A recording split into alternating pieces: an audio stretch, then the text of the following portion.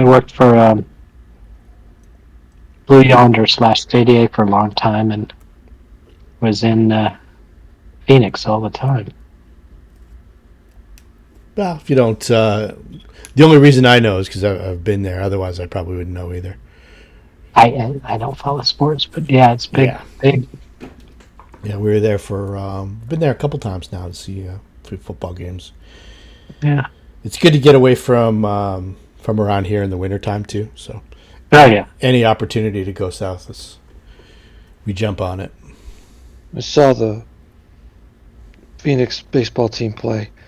This was a few years ago, and I'd been to baseball games my whole life, different places, different cities. But this was the first time my wife had been to a Major League Baseball game. And as we were just a hair late, right? So the game had started, but the first hitter was hitting. And, we were there to see the Red Sox. They were the guests, Okay. And so that first Red Sox hitter was hitting. As soon as we walk from the food concessions into the area where your seats are, and as soon as we crossed the plane of where your seats would have been, the Red Sox player hit a home run.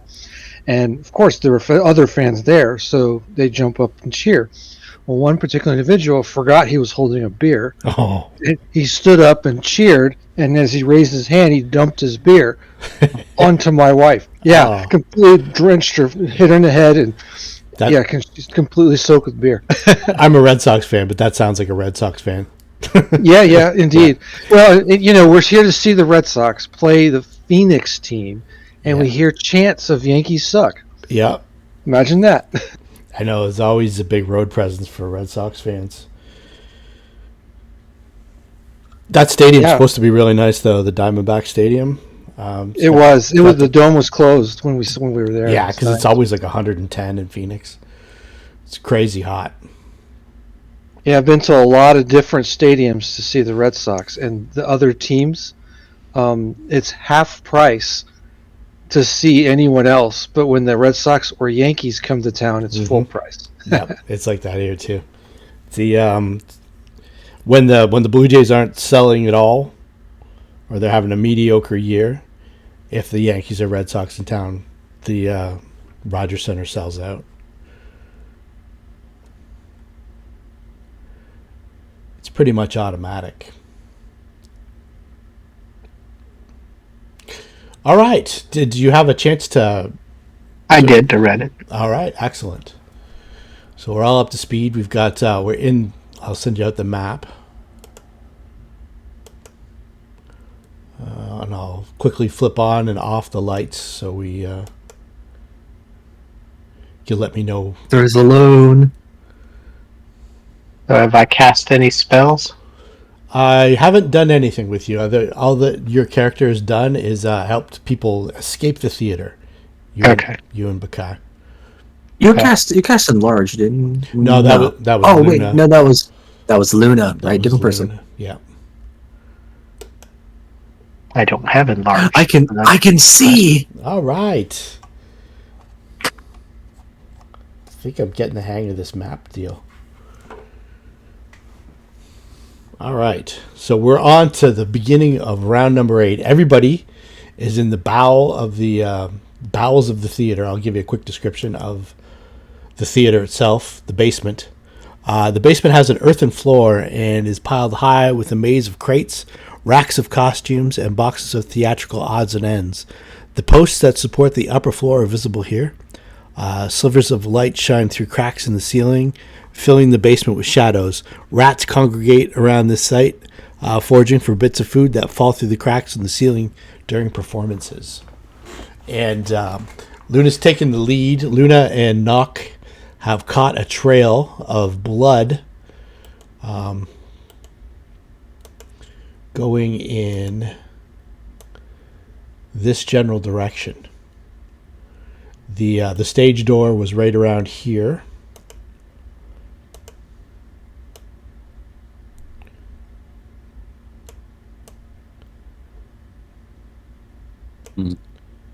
It was a little bit smaller, but so let's see here. We get the idea. Getting these to move around sometimes is a little tricky. Somewhere right around there. So you've all dropped down. You're in the basement, and From what you saw of the two worm-like creatures that were feeding on the actor Gourmand, the actor playing Gourmand, the creatures were growing, and you could sort of see the beginnings of arms and legs forming as the creatures were broke free and were forced to fight and defend themselves, but were killed by you guys. So if this is like a grown creature of that, it may still be growing. So you did a quick assessment of the situation. The actor was quite dead. It seemed that the initial creature that burst through the belly of the actor had gone down into the basement, and you're following him, or following it. And I'll give you a quick... let's see here.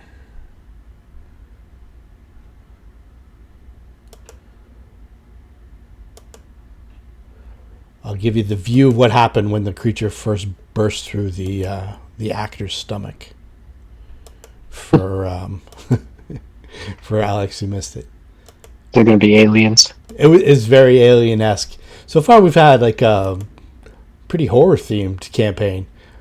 Wasn't kind of planning on that, but it's kind of gone that way.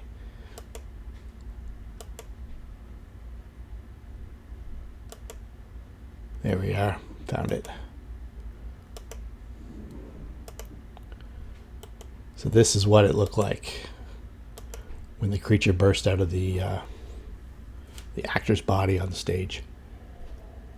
It looks like, what's the World of Warcraft creature? Morlocks? I'm not familiar. Luna did identify it as, or Luna and maybe even Zed identified it as what they thought was something called a slaad. Lad? Yeah. D&D. All right, so Asami, you're first up in round number 8. I'm gonna just step to the side and use. If we remember correctly, I had that fire poker, which we're calling a club. Yes. And I cast light on it, and so I don't know how my companions. I think all of them can see just fine, but I'm going to stand here so they can follow Giant Luna towards the creature. Okay, great.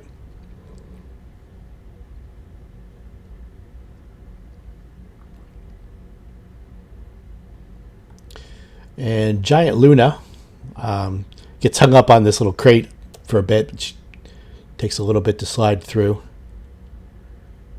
And she gets to about there. And she's kind of examining the ground and stuff like that. She's sort of confined down here. The ceiling itself is only about 10 or 11 feet high. A lot of the crates that are stacked all the way to the ceiling, it's hard to see between one and the other and stuff like that, and it's kind of hard for her to maneuver in her big state. She gets to about there. Arthur. Arthur, I believe, is going to follow along and not wanting to be. He's not going to go. He wants to make sure that he's staying near the center. He knows that he can't exactly engage in a direct fight with whatever this creature is, so he's going to just stride his way over as best he can, try to match pace with Luna, but not too close. He's going to end his movements there. Okay, great. Yeah, and he is going to keep himself. He's going to have a little blinding ray ready to fire. Okay.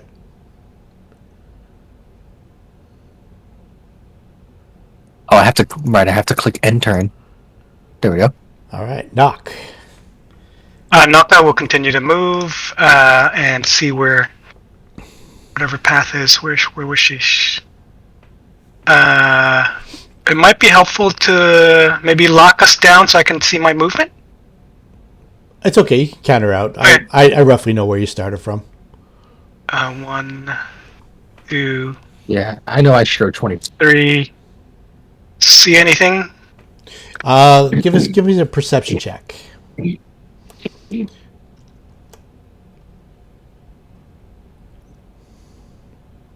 Right Probably now, not. you can see the blood on the floor right in front of you, and you see Big Luna up ahead. Um, And it looks like Luna might be going in the right direction. 1, 2, 3. Isn't Luna supposed to be producing light? I don't believe so. I think she sees in the dark. She's got low light vision. I thought it was someone who said they were it was casting light on something. yeah, Zed and I think Arthur maybe. Well, Asami has a staff or It was whatever. it was hot Asami. poker Yeah, is glowing with light. Yeah. that's All what it these was. crates and boxes are too Yeah. disorienting. Yeah, they Can't are. see Yeah, anything. because, Alright, yeah, she because calls you don't for have the light Teddy. on your character thing. Like you don't have the duration of it. Why am I not seeing Teddy?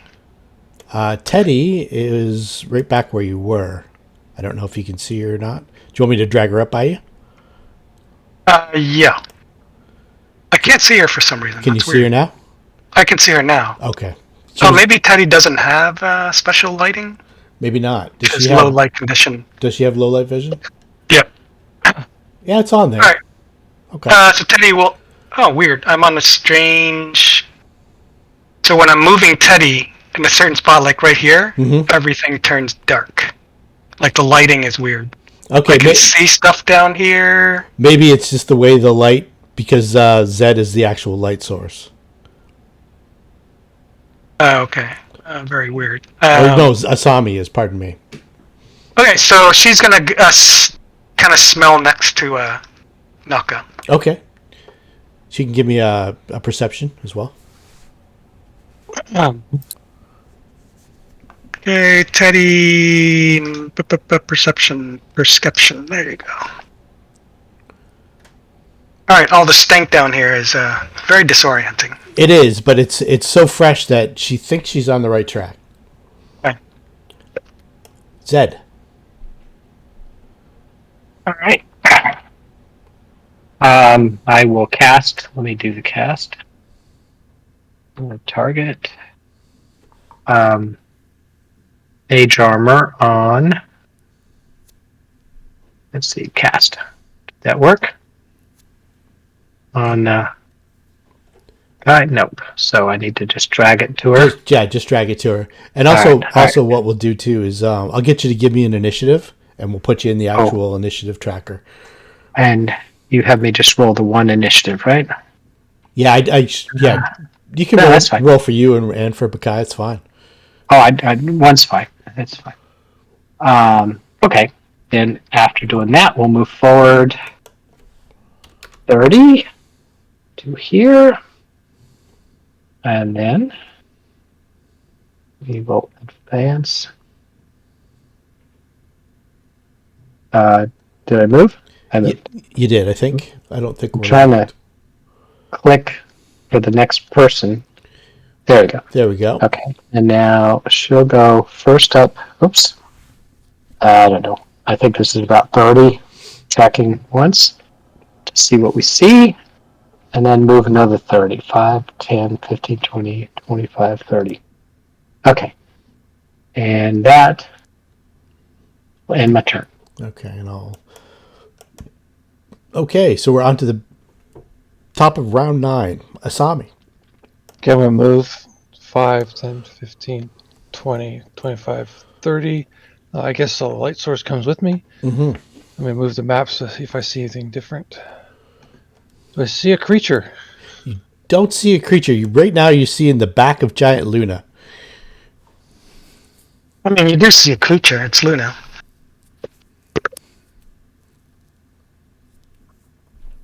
Okay, I'm going to step here. Okay. So I'm double moving, but out here I'm going to whistle. Come here, boy. Come get killed. We're all here. So I'm taunting.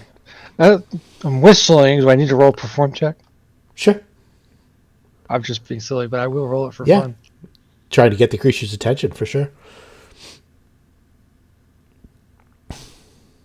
Perform. Where are you? Oh, there we are.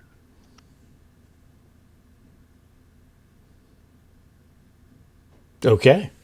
Noted. Giant Luna. Let's see here. She's kind of jammed in here. It's kind of hard for her to get through here being so big. So that's 10, 20. You'd probably be just moving half speed, Yeah. squeezing. 30, 35, 40.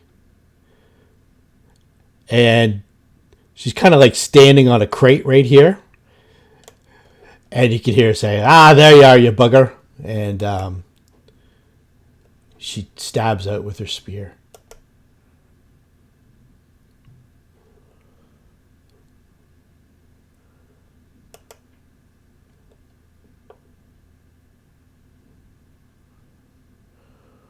Large, long spear.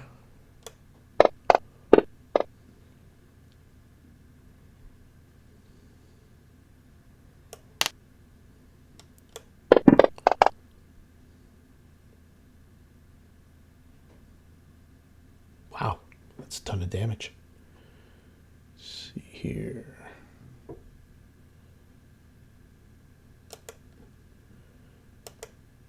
And you can tell by the look of satisfaction on her face that the spear struck home. So Teddy, Bakai, even Asami can see kind of like a flash come up from behind a crate. And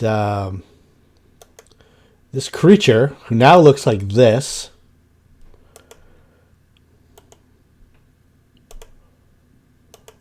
stands about 3.5 or 4 feet tall.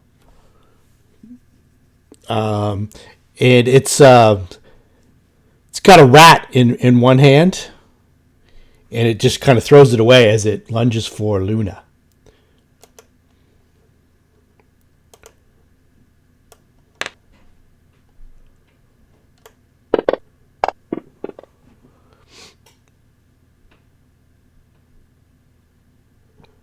Okay, so we got a bite hit and a claw hit.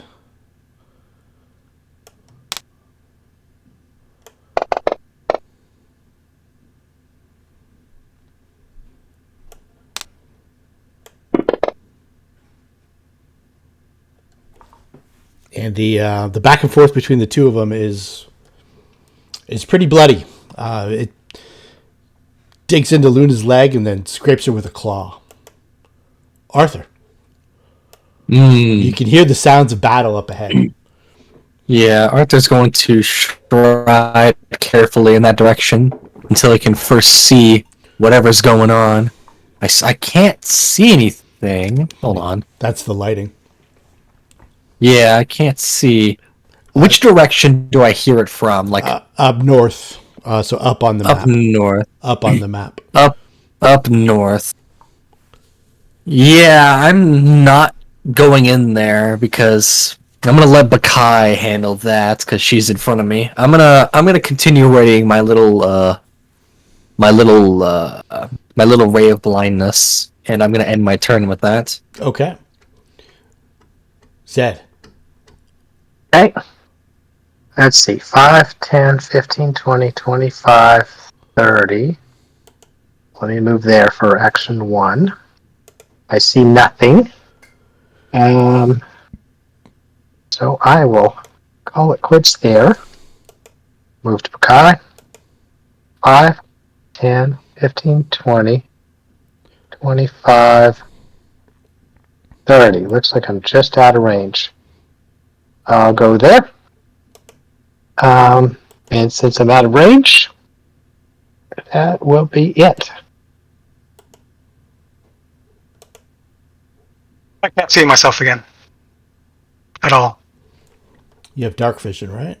Yeah. You're underneath Teddy, that's why. Oh, am I? Yeah. I still can't see when I move Teddy. I can't see me either.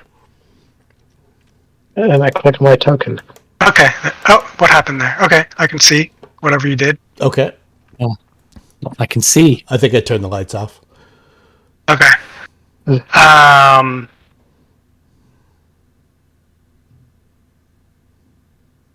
So you've got a decent view. It's but it's kind of blocked out behind. There's a crate underneath Luna's foot, and there's a pillar that the creature's behind.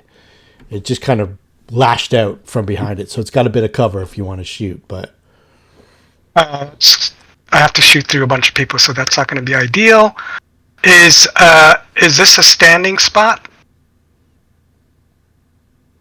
no, that's what that is that's it looks like a pool of water that's built up in the basement. It looks like it's Okay.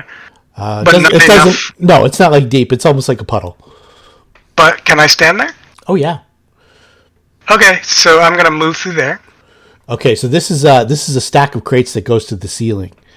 The you can move through Luna's space. Yeah. Okay. That's a friendly space. Okay. So basically, move to the right of Luna and to that space, Okay. avoiding opportunity attack from the creature. Okay, so you've got a better angle now. And Right. it has no cover. And turn off finish the fight because I haven't hit this thing yet.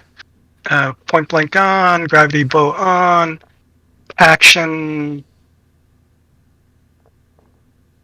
Doop. Oh man, sucky.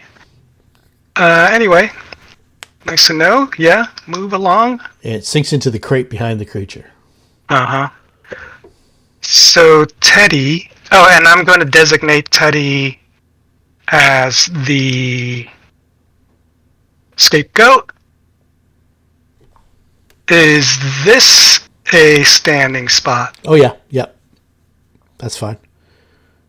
Okay, Teddy... That's a box. Right where Okay. you were before, that's empty space. Okay. Yeah, that spot right there. All right. And then I'm going to put scapegoat on this creature. Scapegoat on this creature. Scapegoat on... Oh no, I have to put scapegoat on Teddy. I can remove scapegoat from the creature. Okay, so it has scapegoat condition. Okay,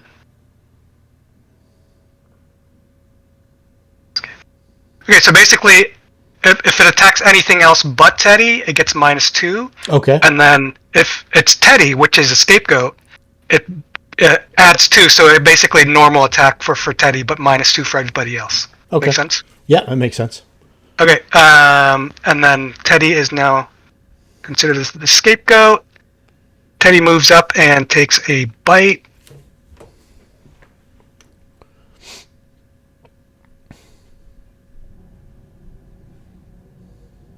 Misses. And that's Teddy. Oh, you know what? Teddy should be raging. Okay. So... You're not I raging. I think she was raging before, and we Oh, turned. she is raging. So I gotta tick off one thing. I think we turned Okay. it off because she was fatigued. Right. So she's moving up until this point. She's no longer fatigued by this time. Okay.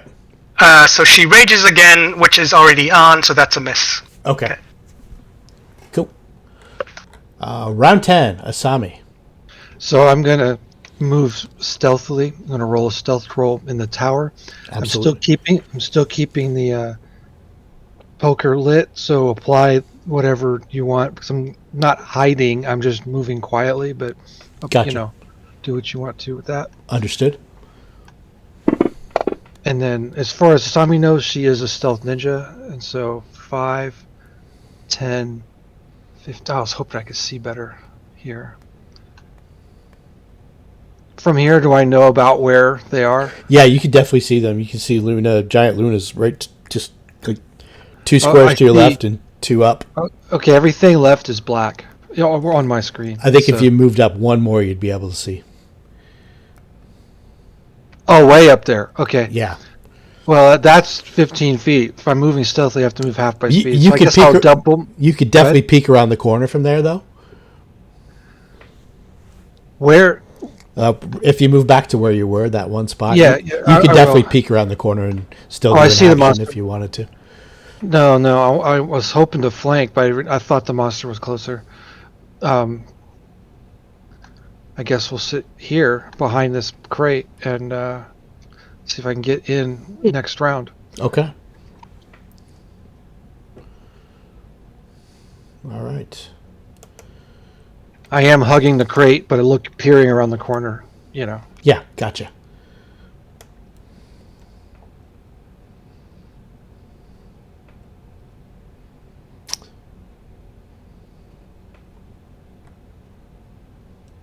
So Giant Luna's kind of in so close, it's hard for her to use her spear. So she... Is it big enough for her to 5-foot step back? Looks like there's enough space. Yeah, that's true too. That's a good call. There we go. Yeah, there you go. There we go. That's better. All right. Let's try this instead then.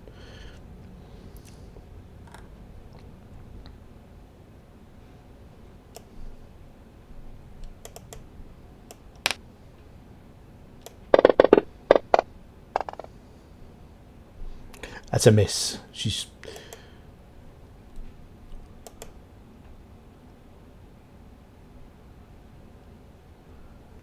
So the creature, now confronted with a new target. Teddy looks like a reasonable source for a meal. So about the same size as the rat she's been devouring. A little bit bigger, a little bit bulkier. So we've got a hit, a miss, and a hit. A claw, 2 claws.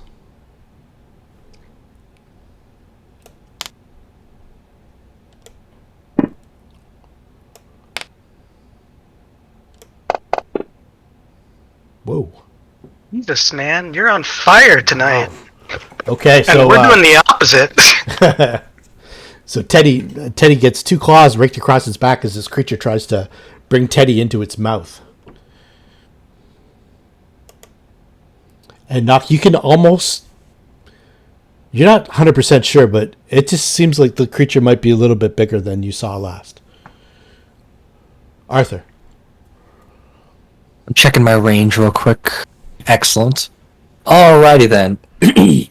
Arthur is going to step up 10 feet as his move action, and since within 30 feet, he is going to go ahead and use a good old cause fear on this creature. Haha. Fear me. Fear me, for I am Arthur. That is a failure. That is a failure. So I believe it automatically applied the frighten to it. It did not. Did not. I'll just No, do it this then. does not auto-apply. You have to apply Yeah, it. you can just drop it on him. That is Awesome. frightened 4. I rolled a 4 then. Oh, man. All right. Rough. And that is going to be the end of Arthur's turn, as he is going to unleash that fear. Arthur. Actually, hold on. Arthur Wait can a second. almost smell No. the panic in the Okay, no. creature. You can almost sense it. Never. I was going to use my Dreadful Wrath, but that's a 20-foot emanation. It's not quite close enough. I already ended my movement action, didn't I? Yeah. Oh well. Maybe next time. Zed. I am in the dark. Can't see a thing. You are... I mean, I have low light vision, being a half elf, but on the board I see nothing. Does that help you? Like right here? No. No? I'll just move you out a little bit so you can you see anything now? I mean, it looks like light is coming off of Bakai, not Zed. Oh, okay. So for whatever reason, I'm in the dark. Zed should have the light. Yeah, well, it looks like it's... No, actually, it was Asami with the light. So Right. Asami has...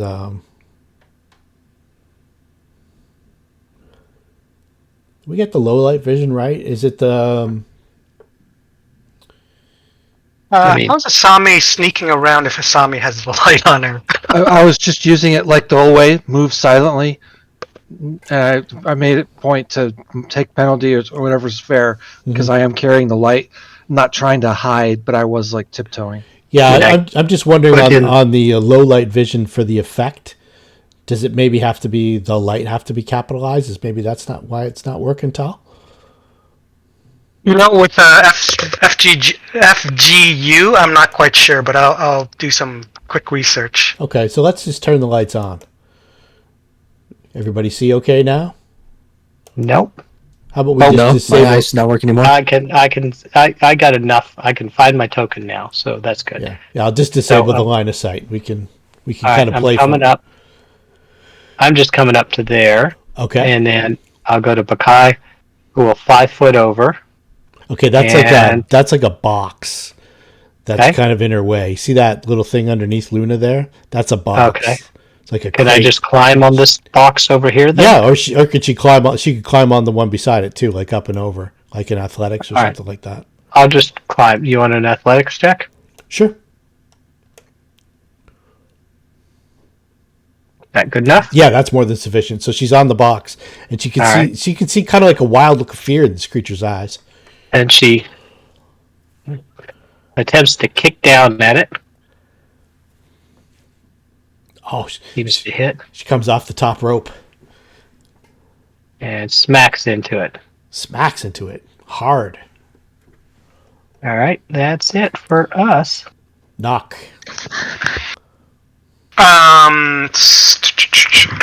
So whatever you did, I can't see myself anymore. Okay. How's that? That's fine. All right. I think the lights are on. Yeah, something about maybe layers or something. It's weird. Yeah. When things move, or maybe the source of light is changing things. But anyway, she is going to take a shot. Again, gravity bow, bloop. Yes, Oh, nice shot. and bloop.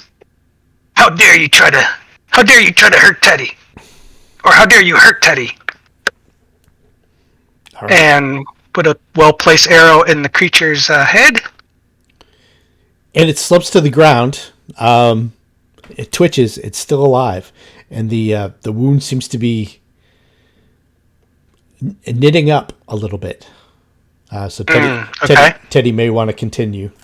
It's not quite dead All yet. right, Teddy will. Let me Ray- put helpless on it, so Okay. we get all the damage properly. Teddy will continue to rage and full round attack. Just 1 second. Let me get helpless on it. Yep.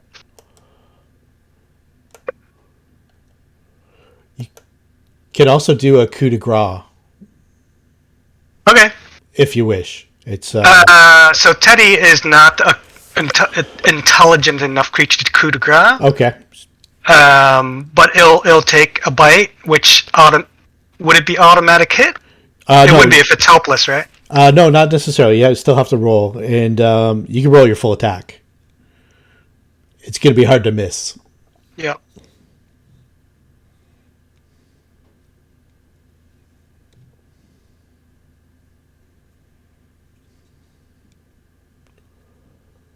That's enough.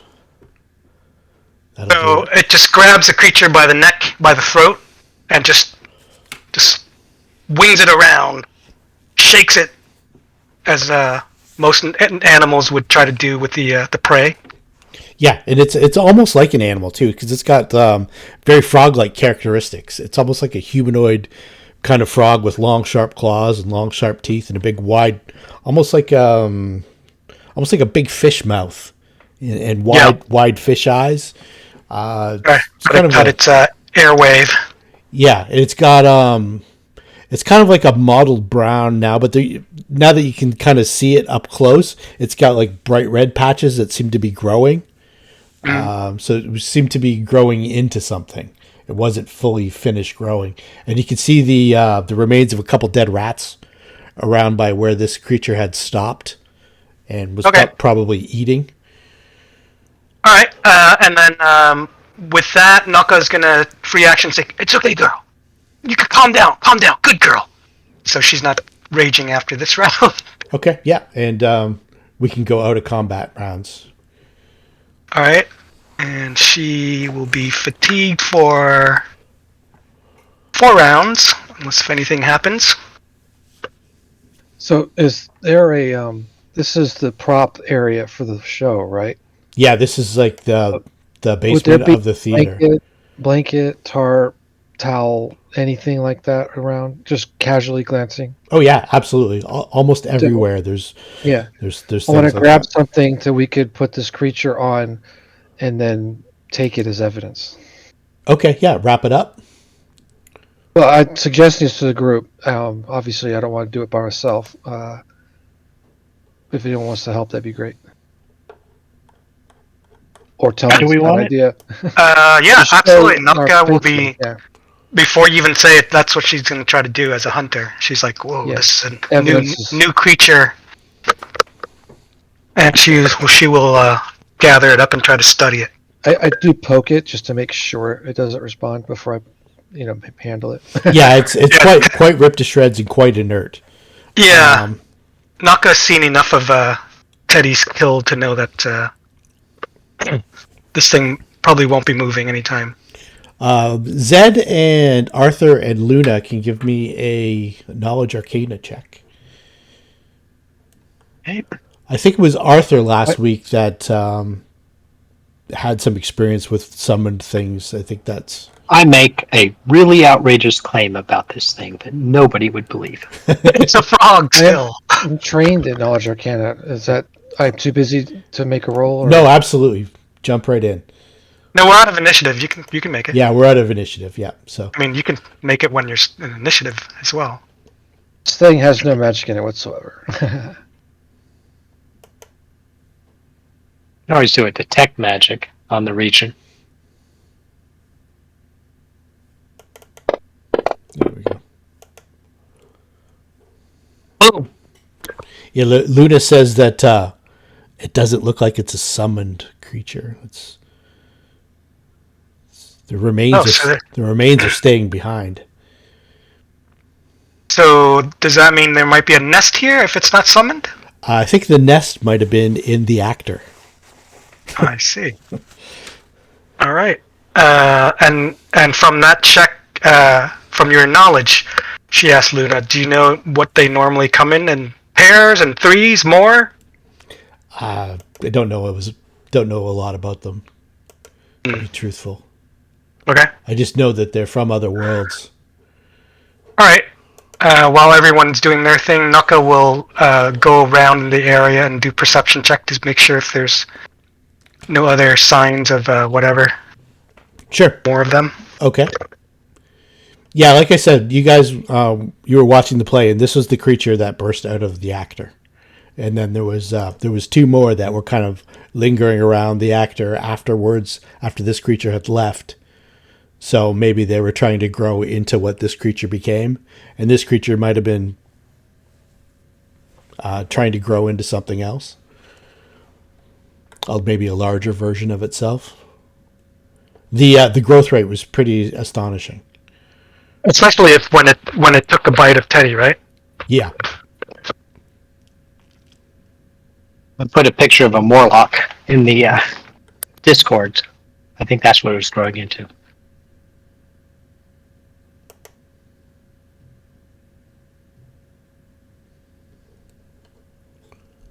That's from World of Warcraft. Oh, Morlock. Yeah, I know Morlocks. Oh, okay. I see. Apologies. Went out for a moment. That's okay.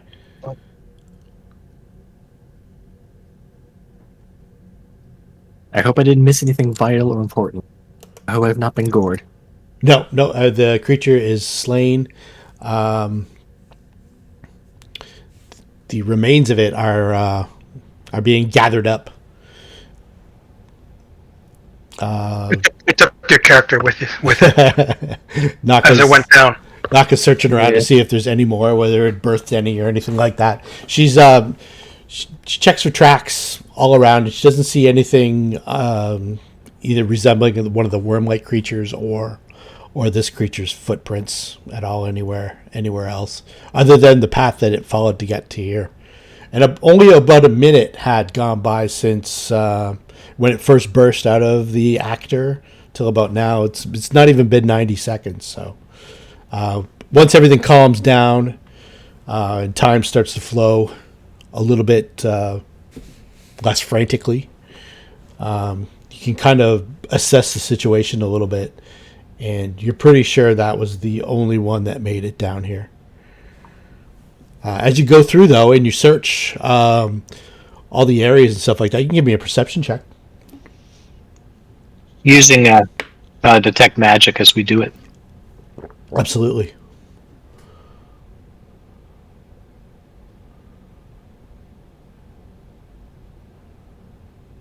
Looking for my perception. I'm Okay, yeah. swearing to dying. So Zed and Nock, somewhere near the back where the stage door was, you see like a little like a messenger satchel, almost made of leather. It looks like it was sitting on top of a stack of boxes, and a lot of these boxes and crates and stuff like that are old and dusty, and they look like they haven't moved around that much. Near the back here, but the ones at the front look to be more frequently used. And near the stairs, there's a box, and on top of the box, you see the messenger satchel. That looks like it was sat down there.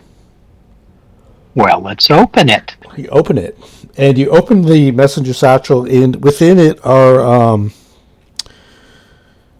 like bundles of papers gathered together into like it looks like scripts in the modern term. I mean, I don't know if they do it the same way long ago. Asami, I guess, would probably know a script when she saw one. But there's 3 scripts. One's called the Gourmand, one is called the Summoner, and one is called the Pirate King. And it's 3 different plays. And you can tell by the handwriting it was probably penned by the same author. Well, we could take this and give it to our patron because he didn't get to see the play, but if he has the script, he can get the feel for how it was supposed to go. There you go. And if we throw the corpse of the creature on his desk, he'll really get the feel how it went. Yeah, but I don't think this creature is in the script. Actually, I checked the script. Was this creature in the script? When you get to the end, what's supposed to happen is the priest that was holding up the talisman, keeping the vampire at bay, was supposed to slay the creature, and people were supposed to feel, empathy for the vampire. But like the vampire is supposed to die at the end, but not from having a slaad burst through his stomach.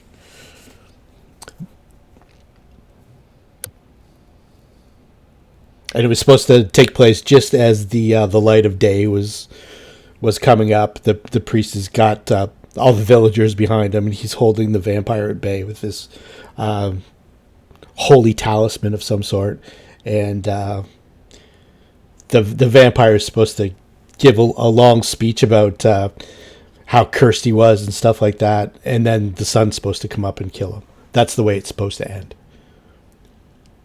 So there are 3 plays? 3 plays in the satchel.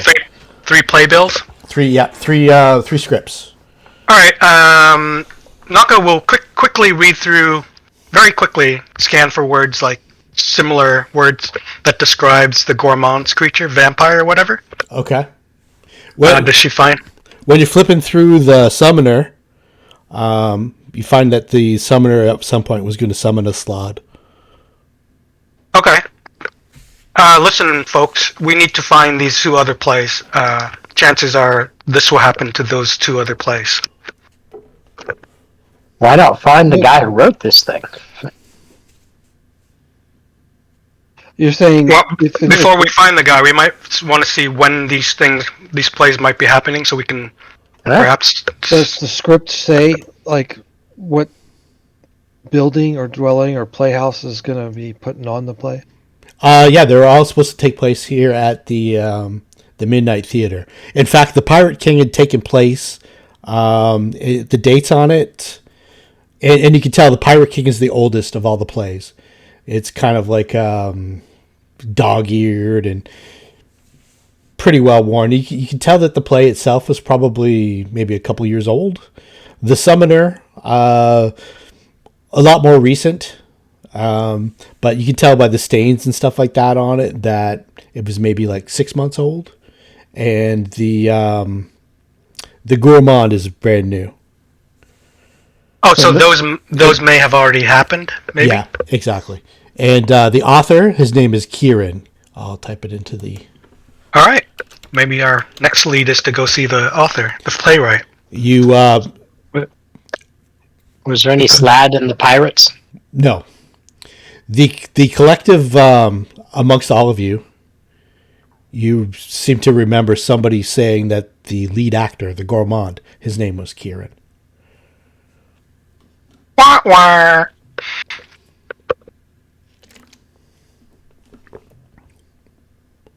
So here's a method actor who's really into the role.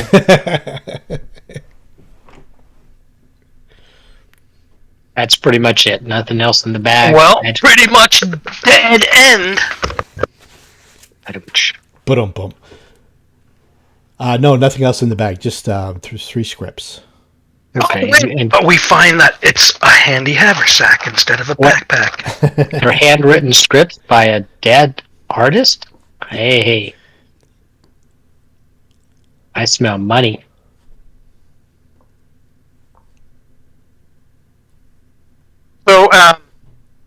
So people, what with this information? What do we do with it? It's a dead end here. Give it to our patron, but I don't know why he said it would be of interest to us to attend this play. All right, maybe he knows something. He had heard it was about a vampire. Okay. But you can ask him about it. So we're supposed to feel empathy for a vampire? No, you don't know what... He wanted to know... Or you can ask him. Yeah. All right. Well, let's take it to him, but scan the area. The note that was sent to us tells us why he wanted us to go versus him going. Well, he couldn't. He was busy or something. But he was, like, we were tasked to bring him information about it. So the script ought to cover that, plus the evidence of this critter. Well, and the dead lad, or whatever that is. Here's the ending. Don't mean to spoil it.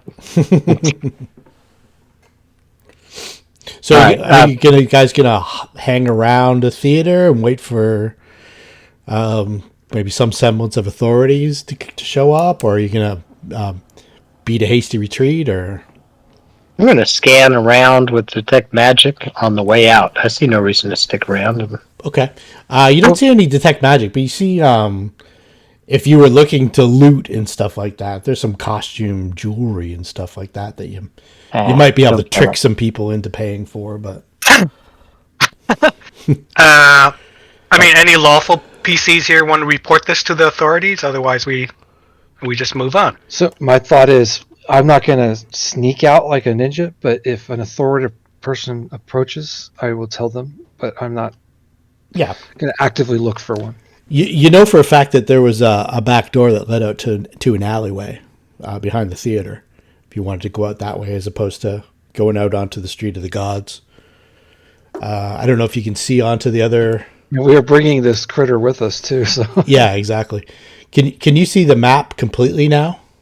Yeah. So, can we take effort to make sure we're not trailing a trail of blood? Could you reopen the map? Because Absolutely. rejoining it does not open automatically for me. For sure. Open your character sheet and double click on the right token. Ah, yes, I'd forgotten about that.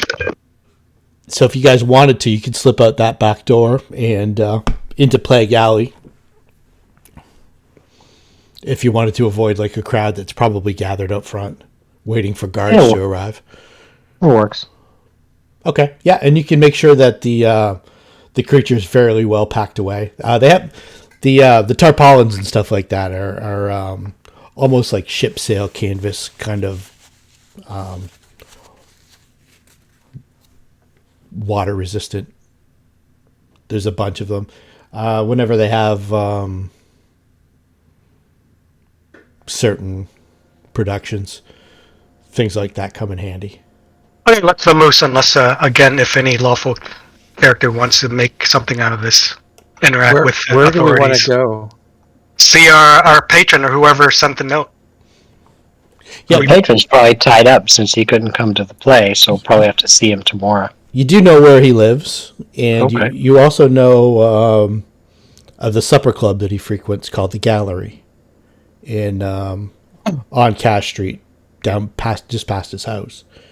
So if you wanted to go looking for him there. That's what Naka would recommend, being We'll who she take this is. thing to his dinner. Just barge in. Put it top on the table. This is what we found. Nobody's sick here, right? At the same time, Naka will ask to maybe take the creature to that guy who buys and sells stuff if he's seen one of these before. Just perchance. Oh, the Mingol? Ooslip the The Mingol? guy who bought our horse. Yeah, Ooslip the Mingol? Yeah, it's on the way. Forgot what his name is. Yeah, Ooslip. But he seems to be. He seems to have his eyes and ears on the ground. Watch opportunities. Hey, that horse, I'll buy from you. He just happened to be opening up for the day after the night of fear, and you guys were cruising past this place with a horse that. He seems very perceptive and opportunist. Maybe he'll know something. Maybe not. Who knows? Yeah, it is on the way. Did you want? And you also have your.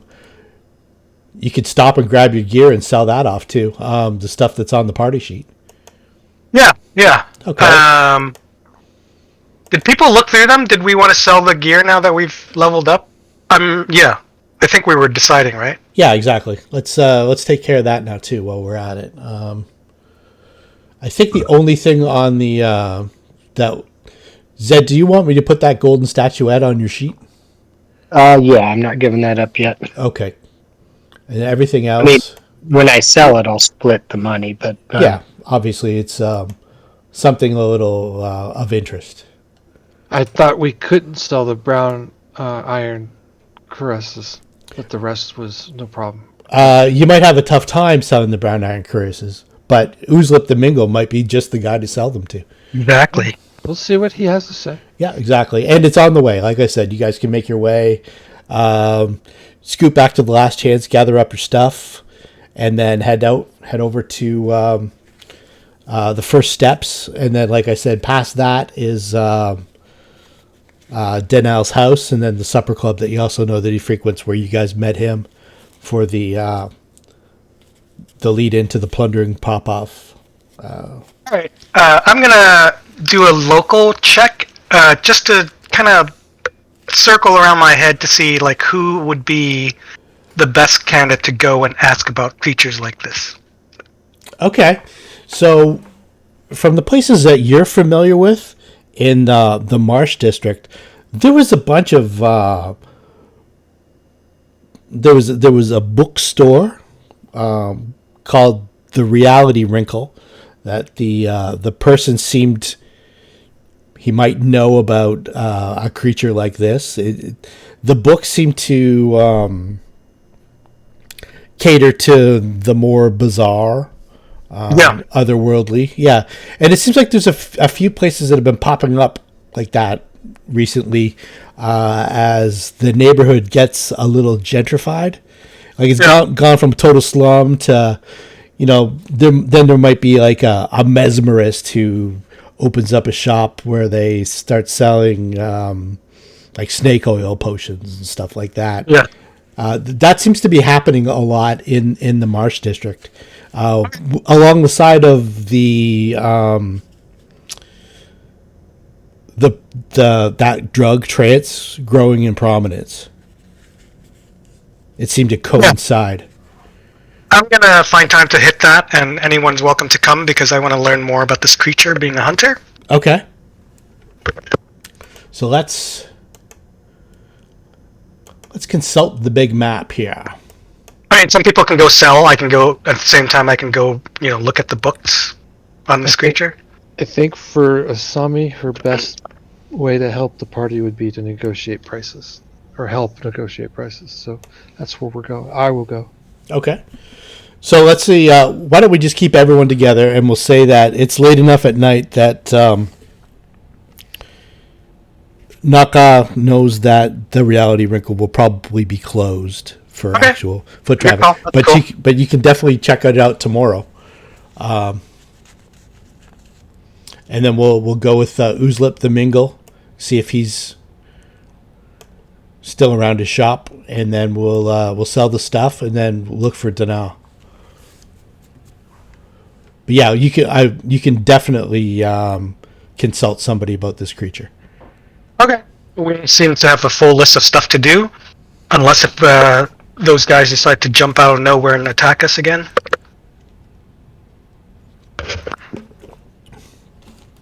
So you make your way. Let's see here, on the main map. Do you see where the Midnight Theater is on the corner of Street of the Gods and Carter Street? I've got like a little blue circle up there. Yes, I see it. So that back alley, Plague Alley, which joins up with Death Alley, you can make your way all the way through there and pretty much comes out right across the street from Last Chance, which isn't far from the burned out neighborhood where you were first accosted by the Slayers Brotherhood. You gather your things, make your way down Carter Street. I'm assuming you're just going to go down Cash to Ooslip the Mingol shop, which is it's still open. It's about 10 o'clock, 10:30 at night. It's still open. You're actually they look like they're preparing to outfit some sort of expedition for early tomorrow morning. So they're getting some horses ready. They're getting like a whole bunch of blankets and tents and stashing food on carts and stuff like that. They look that looks interesting. Let's go check it out. They look like they're doing that for a customer, a patron. Come on, aren't you guys adventurer? Things like that. The sight of that would be exciting, right? Something's going on. Yeah, I was curious. And you can see Ooslip. He's inside right now, and he's doing the books. He's kind of giving orders. This goes here, and that goes there, and we need this and that. And he sees you. Oh, my friends! Late out late tonight. I see. It was a good horse. Thank you for that horse. That was a good horse. I just sold it. Come on, Bard, engage him. Well, he's in good mood. Yeah. Come on, charisma casters. Hey, I'm glad he got a good home. I assume you didn't eat him. Yeah. No, I see too that good to we're eat. packing up for a journey here. Yes. Yeah, we Anything interesting going on? Merchants. Always buying and selling and traveling. I think this one here is bound for the Eastern lands. They're trying to... If merchants are here and you said interest in buying, we have some things that we'd like to sell if you're interested. Or anyone else here is interested. Of course, yes, absolutely. What do you have? Come, bring it over here. We'll put it on this table here. We'll have a look.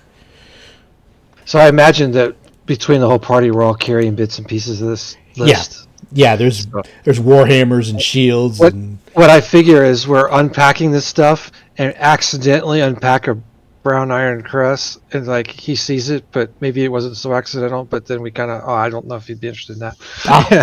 He's I might know someone who has a use for that. Well, I of course couldn't Would pay. that someone happen to be you? Couldn't pay you full price for it, of course, due to its nature. But I believe I might be able to find a home for it fairly quickly. So I won't lowball you too much for it. But yes, if you would accept the price of, say, 7 gold rooks for each, I will do you one better. I'll do you one better. Actually, why don't we look at everything, and then I will come up with one price for everything. Because these are items that I can definitely find a home for. and you have our silence as to how you obtained it, and what you do with it is your business. Oh, these are exactly. That's a diplomacy roll. Try to schmooze them up and help us out. Yeah, definitely. So let's bump up the the price to 70% Whoa, that's generous. from 50. So well Good done. negotiating. I was going to go down to 30% to keep quiet. So he's got he'll take everything off your hands if you want to get rid of it all. And I'll just hit the magic button and Coin appears in our pocket. Wow, that's exactly. pretty fancy. yeah, Direct deposit. exactly. Oh, he doesn't want a bunch of sticks. Oh, he'll take the clubs too. He'll take the clubs. You throw the clubs in, and it's a deal. I'll take them off our hands. I just put them on there so people could put them on their character sheet. Table legs. Yeah, exactly. Broomsticks. A rolling pin, fire poker. I'm still keeping the fire poker. Yeah, absolutely. He says, I'm sure all this comes with a story, but I won't ask unless you want to tell me. Perhaps you'd like a glass of wine. I've got some wine in. Got some wine in the back if you want to. I was just about ready. No, my good friend, not right now, but one on me for you. Our guy is very disappointed in you. Well, come back and see Ooslip anytime, and Ooslip will do right by you. Pour one for yourself on me. I will. Just getting ready to. The guy says, "Do you have a to-go cup?" No, come on, let's go. For a pretty lady like you, absolutely. Come back anytime. What is this expedition that you're preparing? It's a merchant. He's going the Kazi Road tomorrow morning. He's going to brave the sinking lands into the east. I think between you and I, he's got some sort of a phobia about a ship. I see. He's not one to take to the sea. He says he gets green sick, so he's we're setting him up with some carts and some horses and supplies and such. He said he was perhaps headed to the city of rats, Ilthmar. He doesn't happen to be looking for security details, is he? I'm not sure. I think he would have all that arranged previous, but if you, I would recommend you if you are ready to go early in the morning. If you want. Well, maybe I'll swing back in the morning and try to catch him and ask. Okay. He says he leaves at first light, so that's what their plan is. I will. I usually hunt at first light. I mean, if he's right there, you could ask him, right? Actually, he's not. It's the employees. The employees are getting everything ready for the merchant and his caravan.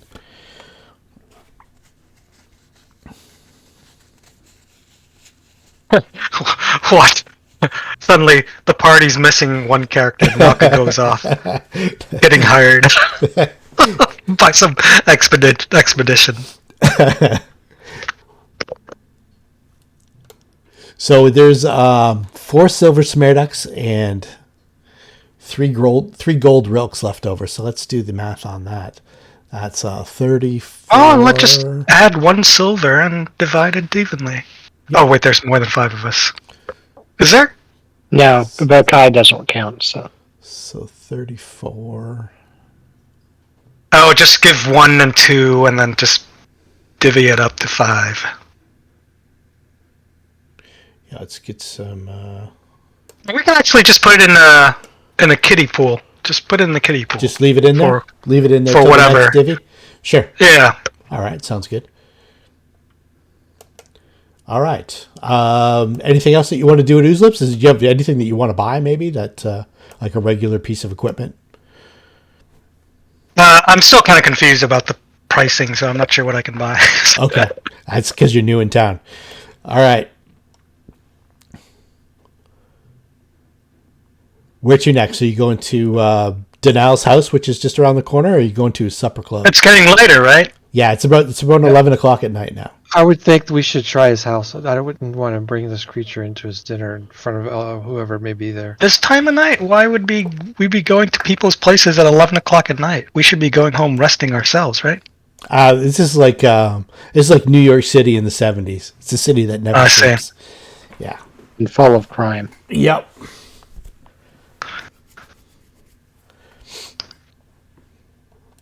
House or supper club?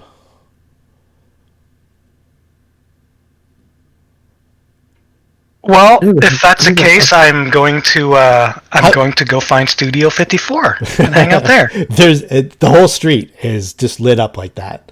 There's places all over the map. All right, then let's see what we can if we can catch them and see if we Okay. see, So on the way talk. is his house. So if you want to stop there first, knock on the door. An old man opens the door. He looks like Willem Dafoe in Shadow of the Vampire.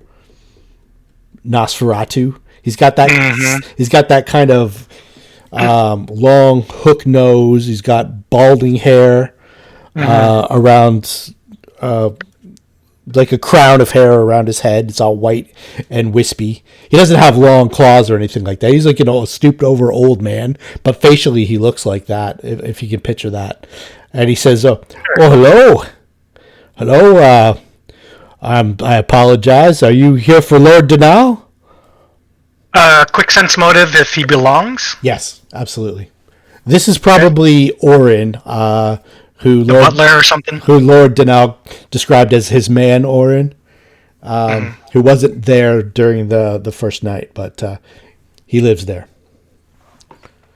Okay. I mean, just from the quick sense motive, if he seems like acting and behavior wise, No, that he belongs. He opens the door wide and he greets you Okay. and says, "Hello. How are you? What can As a matter I?" of fact, yes, we are. Do you know where the gallery supper club is? She pretends to tap her temple, and she looks at the others. I think that's where we met him before, right? Or was Yeah. a different restaurant? That's exactly it. We've been there before. He had plans earlier this evening. He probably, unless his meeting went late, he's probably entertaining some acquaintances at this point. But his business is probably concluded.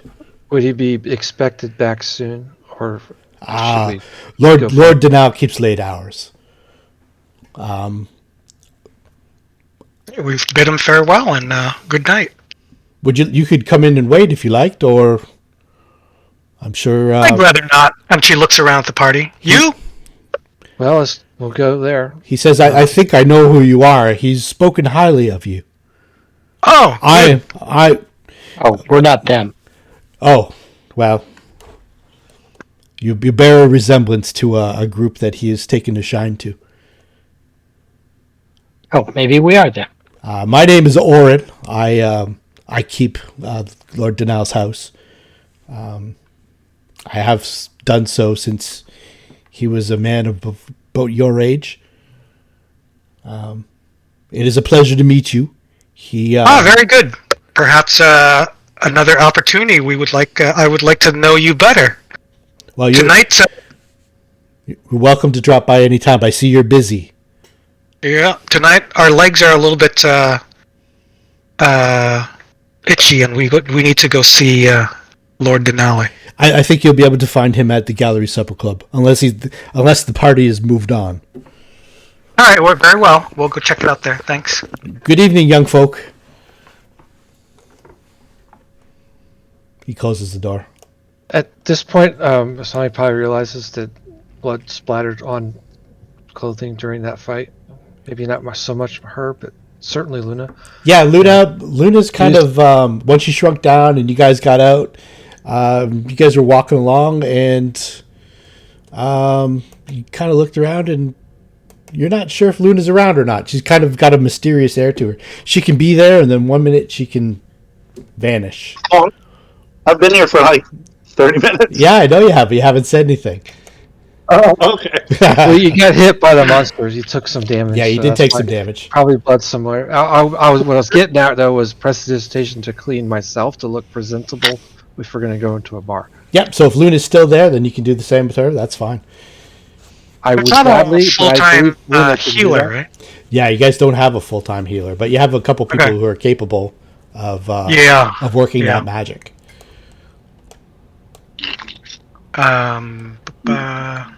Well, it's close to the night. For a rest, perhaps. Luna, any way you can take care of your wounds there until tonight?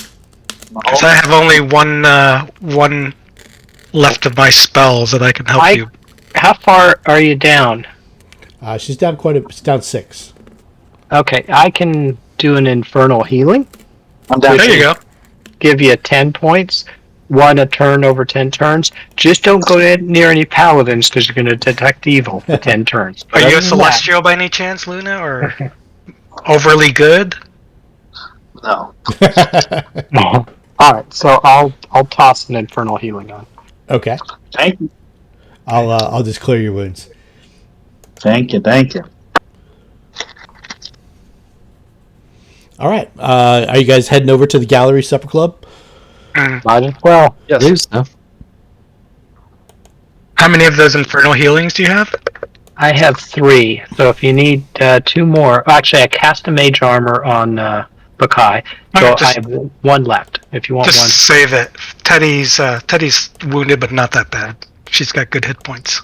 well, I don't think we're going to run into anything else tonight. So if you want it, I mean, You may not think, but that doesn't mean Famous it's last true. words. I know that usually is right. That's usually the famous last words. okay. Nothing could possibly go wrong. I sit on the spell, but before I go to sleep, we'll cast it on anybody. Yeah, sounds good. Sounds good. Okay, so you guys make your way along bustling Cash Street over to the Gallery Supper Club, and outside you see Rackerdash, and he's smoking a pipe, and he's just kind of like leaning on the stairs, almost like he's taking a break from whatever he's doing. And he goes, "Oh, look it's the burglars. How are you tonight?" Oh, look, the burglars. Burgers? Where? Are you looking for his lordship? Indeed. He's inside. Come on in. He's going to hear about this play, and it was quite interesting. Oh, you went to see a play, did you? Well, Quite at his request. explosive. At his request, and yeah, I think that he wants to hear it from us before he hears it from whispers in the street. Oh, And I'd rather be called a cultured property assayer than a burglar. fair enough. I like that. He gives you a point, and he says, "So you know what? I can pop in and say you're here, or I can just bugger off and mind my own business. It's up to you guys." What's his mood tonight? What do you think? He's having a drink with an old friend of his, and the old friend looks like he was getting ready to cash in his chips at any time. So I don't think you'll be interrupting anything. All right, we'll just head in. All right then. I'll stay out here and mind my own. We'll run into each other again, my friend. I'm sure we will. Okay, Naka heads in. Okay, so as Naka heads in, she sees like an older gentleman, probably in his 50s. He's got like kind of silver hair, side parted. He's got like a voluminous, like a royal purple cloak with like a. You guys ever drink Crown Royal? The whiskey? Yes. Okay, so that purple bag with the gold, that's what his cloak is like. And he seems to be Very just regal. Yeah, he seems to be just getting ready to head out into the night. And back in the far corner at the on one of the couches in the supper club, you can see Lord Dannal. He looks like he's finishing up some wine. And this older gentleman says, "Oh, hello. How are you this evening? I was just making my way out." Very well. Have a great night, sir. "Thank you. You too. You too." And he kind of like waits for you guys to go, and he kind of like skirts past. He looks like he's maybe a little getting a little long in the years, a little creaky, despite his kind of upright appearance. His movements aren't as lithe as a young person, so you maybe tell that maybe the night's drinking have had a bit of an effect on him, and he kind of Taking a toll. yeah, and he's maybe eager to get out. All right. When she spies Lord Dannal, she said, "We had a good hunt tonight." By accident, but good hunt. A good hunt. New creature! Wasn't tonight the night of the Gourmand? Indeed. and she looks around, giving very openly It had quite the uh, surprise ending. Yes. idea that she's looking for a drink. Absolutely. Let's get drinks for everyone. You can let this young lady over here know what you want and get yourself comfortable. I'm eager to hear this story. So I probably would be lugging the bag around, or who was like lugging the bag around with Yeah, the creature? most likely Got you, it. you or Luna. Okay, I'll let Luna do it because I need my hands free with both hands free in case. So I want to get a feel for the social situation. We're at the table with him. You're at. And It's kind of like it's almost like a living room kind of setup. That's beyond the dining room area where you guys had your dinner. It's kind of like almost like a parlor. And then there's like a little bar off to the side where there's a woman, a young woman. She's probably in her early 20s. She looks like she is in the employ of this club that you don't know whether this Lord Dannal owns or not, but he spends a lot of time here. And he seems to be comfortable enough sharing whatever conversation he has around this young woman. Yes, the play had quite the gory ending to it. I was wanting to describe the play because he wanted to see it but couldn't. I'm not going to reenact it, but I am going to use like storytelling to explain what occurred during the play and how the characters interacted and the overall objective of what was intended by using the script to, and he'll be able to see it if he wants to, sort of give him a feel for what was supposed to happen. Okay. But then when at the spot where now I just lost connection to Fantasy Grounds for some reason. Yeah, that's what But it anyway, just said. Okay. Obviously, we're going to tell him what actually happened, but then share with him the script of what was supposed to happen. And when we get to that point, we're going to have a visual aid to make sure we hit that home. Okay. Yeah, Nako's just gonna sit back and watch Asami kind of replay the whole thing. Yeah, I want to do the perform oratory, but since Fantasy Ground crashed, I could take 20 if you like. Yeah, definitely. So, what do you remember? What yours is? I can look and Take see. 20 and wow us all. There's a +10 for oratory. Yeah, my oratory is pretty good. So I'm attempting to join the campaign, and it's taken forever. Yeah, you're just back in here. That's okay. Perform is it's probably right on the Well, if you could see it, I rolled it as Yeah, a it's diplomacy check just a few rolls ago. Oh, okay. Yeah, there it is. Yeah, +10. Yeah. Oh, yeah. So 30. All right. So Lord Dannal is he's riveted and he's fascinated, and then he's shocked. He's trying to piece together. He was interested in it because it was involving a vampire, and it's an unusual creature. It's not something that's common, and he thinks that he's had an encounter with it, and he thinks that it might have some sort of familial relationship with him now. He wants to know as much about these creatures as possible. And while he was at the Iron Cocoon working, supervising the two young men that run that store for him, one of the ne'er-do-wells from the neighborhood came in and wanted to trade these 6 tickets for something that he wanted. It's like a pawn shop. And he asked him about the play, and he said, well, I don't know, it's about some kind of vampire or something like that. So that cued his interest. He wanted to see if he could learn more about vampires from the lore of the play, something that perhaps wasn't in that book that he had taken out. And now you just told him that a creature burst out of the chest of the actor who had probably written the play about the vampire. And we have the creature to prove I'm not making it. It's not a story. No, not a story at all. And the creature is in, it's probably about 3.5 to 4 feet long, very frog-like. It's got some heavy wounds, and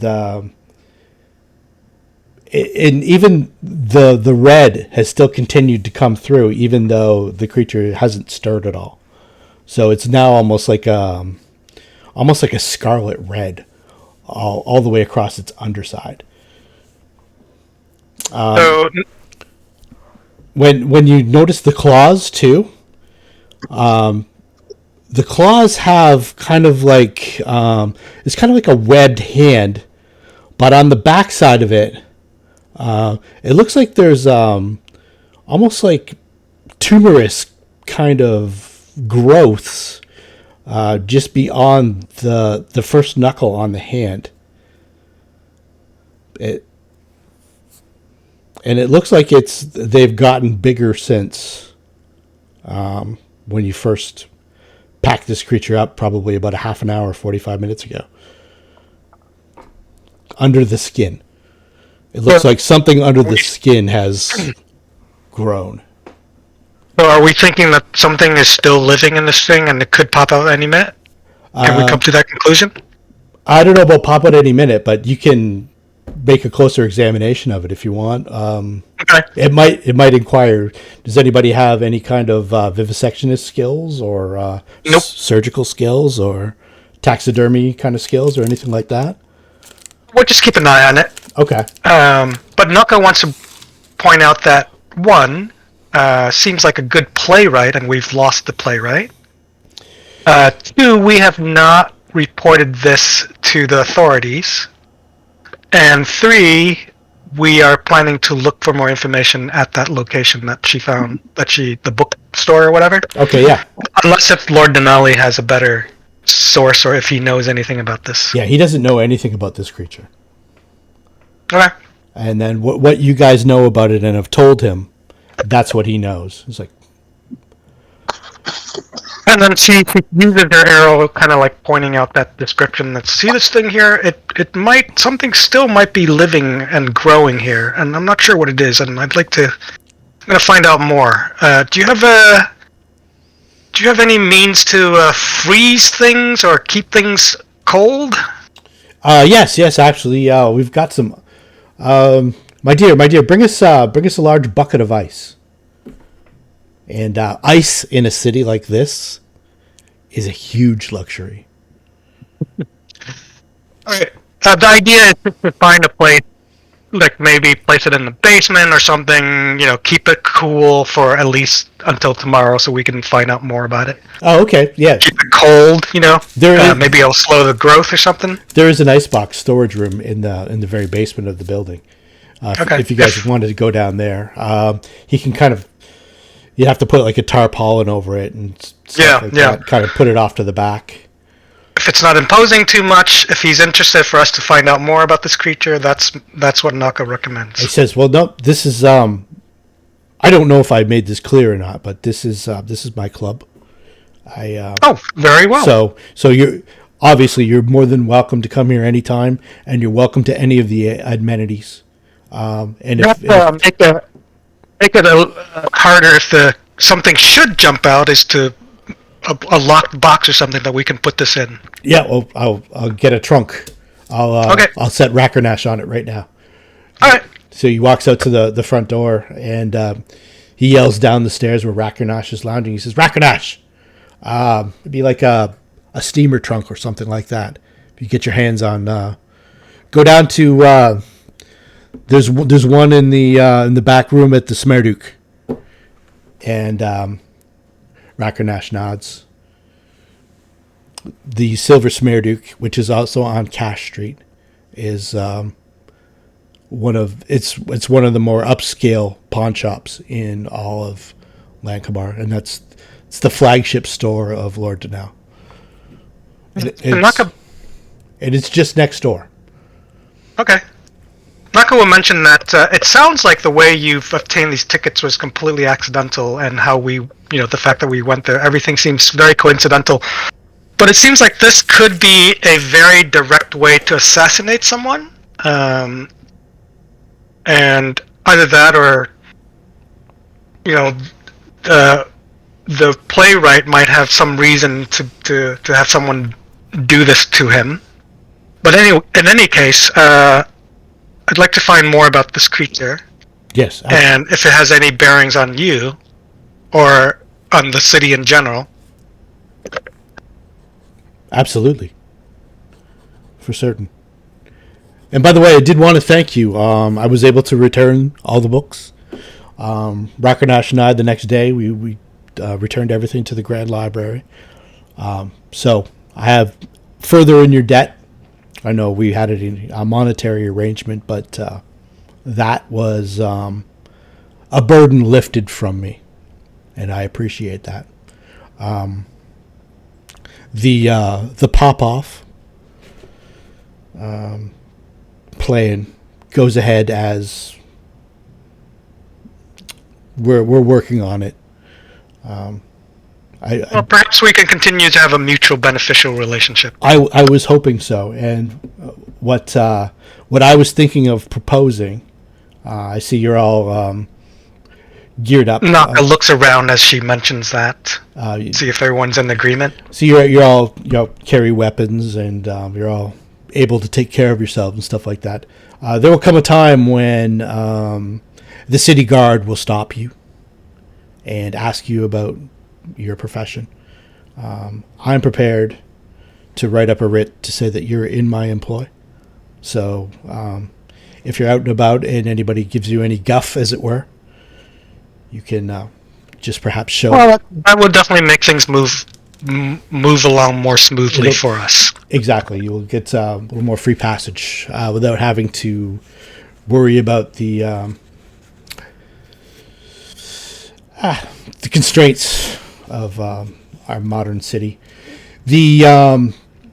As members of my personal guard, which is what I'm going to put down. I'm not going to ask you to do anything above and beyond what we've already done. Like perhaps something will come up. Well, I'll pay you for whatever, but you don't have to attend to me or anything like that. This is just a convenience for you as a thank you from me.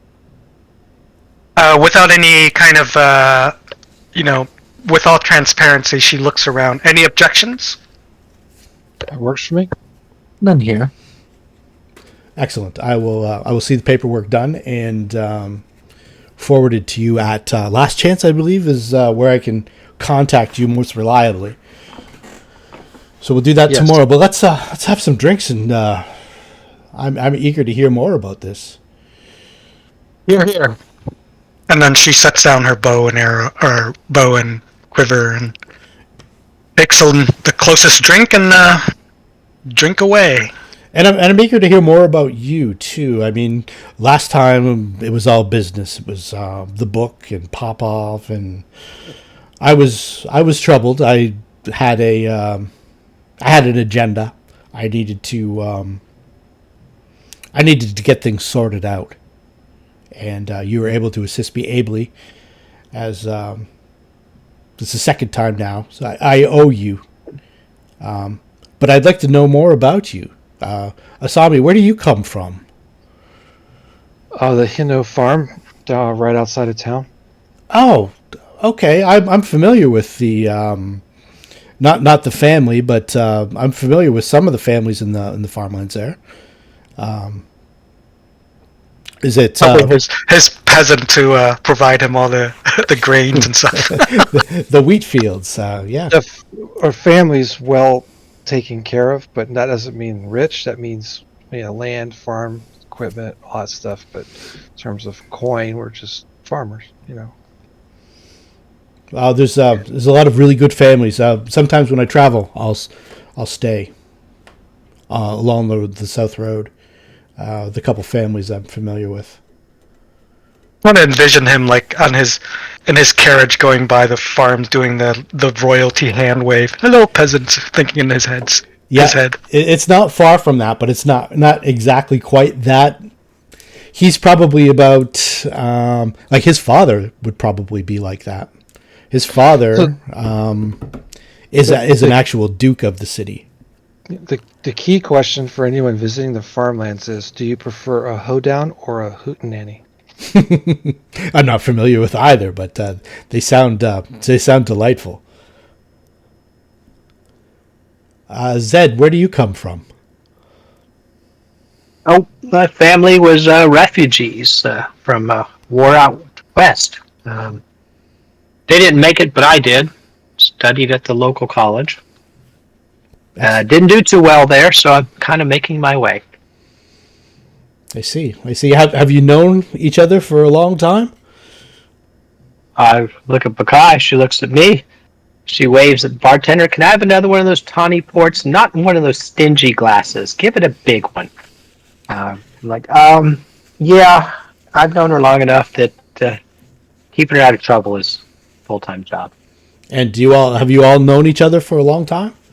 Have you been working together as a team for The night of the bat, right? Yeah. That's pretty much where we all met. Oh, the Night of Fear. That was the Right.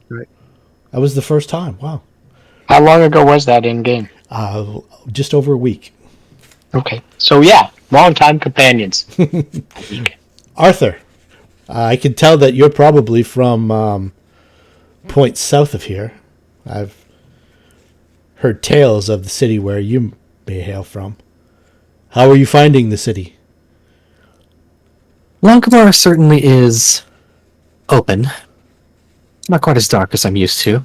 I hail from Cornwall, actually. I had put that together. Yes, you were one of the few people that I was able to look at and guess their heritage. I've had some business dealings with the Cornwallans. Good to see that you have a keen eye. Yes. Is there anything specific you wanted to know? Are you familiar with Prince Dagon? Actually, if you were training to be like a magician in anyone's employ, it may have been him. Yes, I am familiar with that training. Unfortunately, I never exactly cut out for it, despite my family. Sometimes we. By all means. It's quite interesting. It's quite interesting that even if you were born to a family of wizards, not everybody has that talent, it seems. I see. So they take their wizardry very seriously in Cornwall. The sorcerers, their circles of sorcery, and their little interfamily rivalries. It's I'm when I'm there, and I've only been there several times, mind you. It's I've been content to stay at the keep on the surface. The slavery to keep the fans working, it doesn't sit well with me. But they are good business partners, so I don't. We can't judge societies by their foibles. It's all business. But it's good to see that you're settling into our fair city. I believe I'm settling in quite well. Yes. Luna, where do you hail from? I've not seen your like. I come from far land. I've lived longer than any of you. And I'm a wizard. And I smash heads. You certainly do, from what I hear. Somewhere on the continent of Lankhmar, or somewhere more remote? Much more remote. I've been traveling for 50 years. Remarkable. My, how modest. And Naka, you look like you've grown up in the city. Big gulp and interrupts him. I've got nothing to hide. And another. She waves to the bartender. Yep, the drinks are coming fast and furious. I've been in the area. I've been with low-life scoundrels up until now. To the opposite, you, my friend, sir, lord. She's a little bit tipsy. So, I've been, working and living day by day with my skill here. Taps on her bow. And my trusty companion, Teddy completely doesn't know what she's talking about, still licking the blood off her. The idea Yeah. that it was let in here.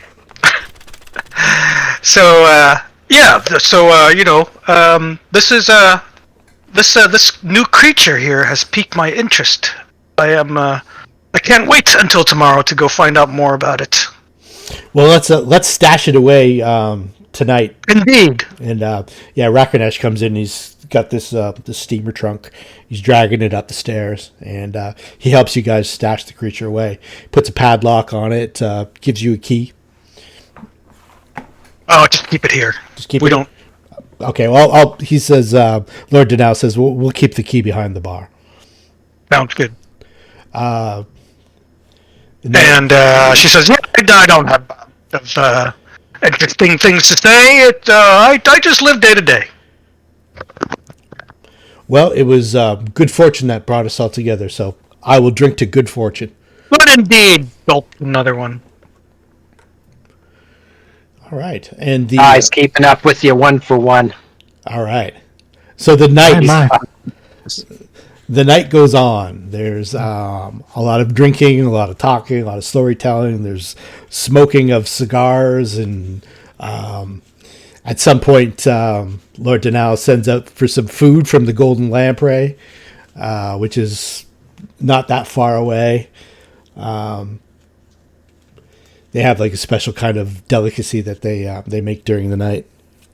He sends out for that, and by the time everything is said and done, it's getting to be about 5 o'clock in the morning, and he says, "If you wouldn't mind walking me back to my home, I think we'll call it a night here."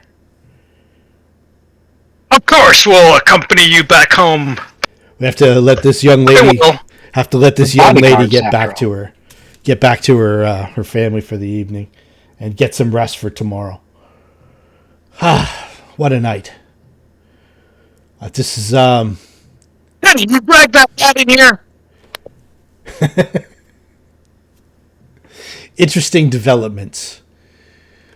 Interesting indeed. So so the whole story about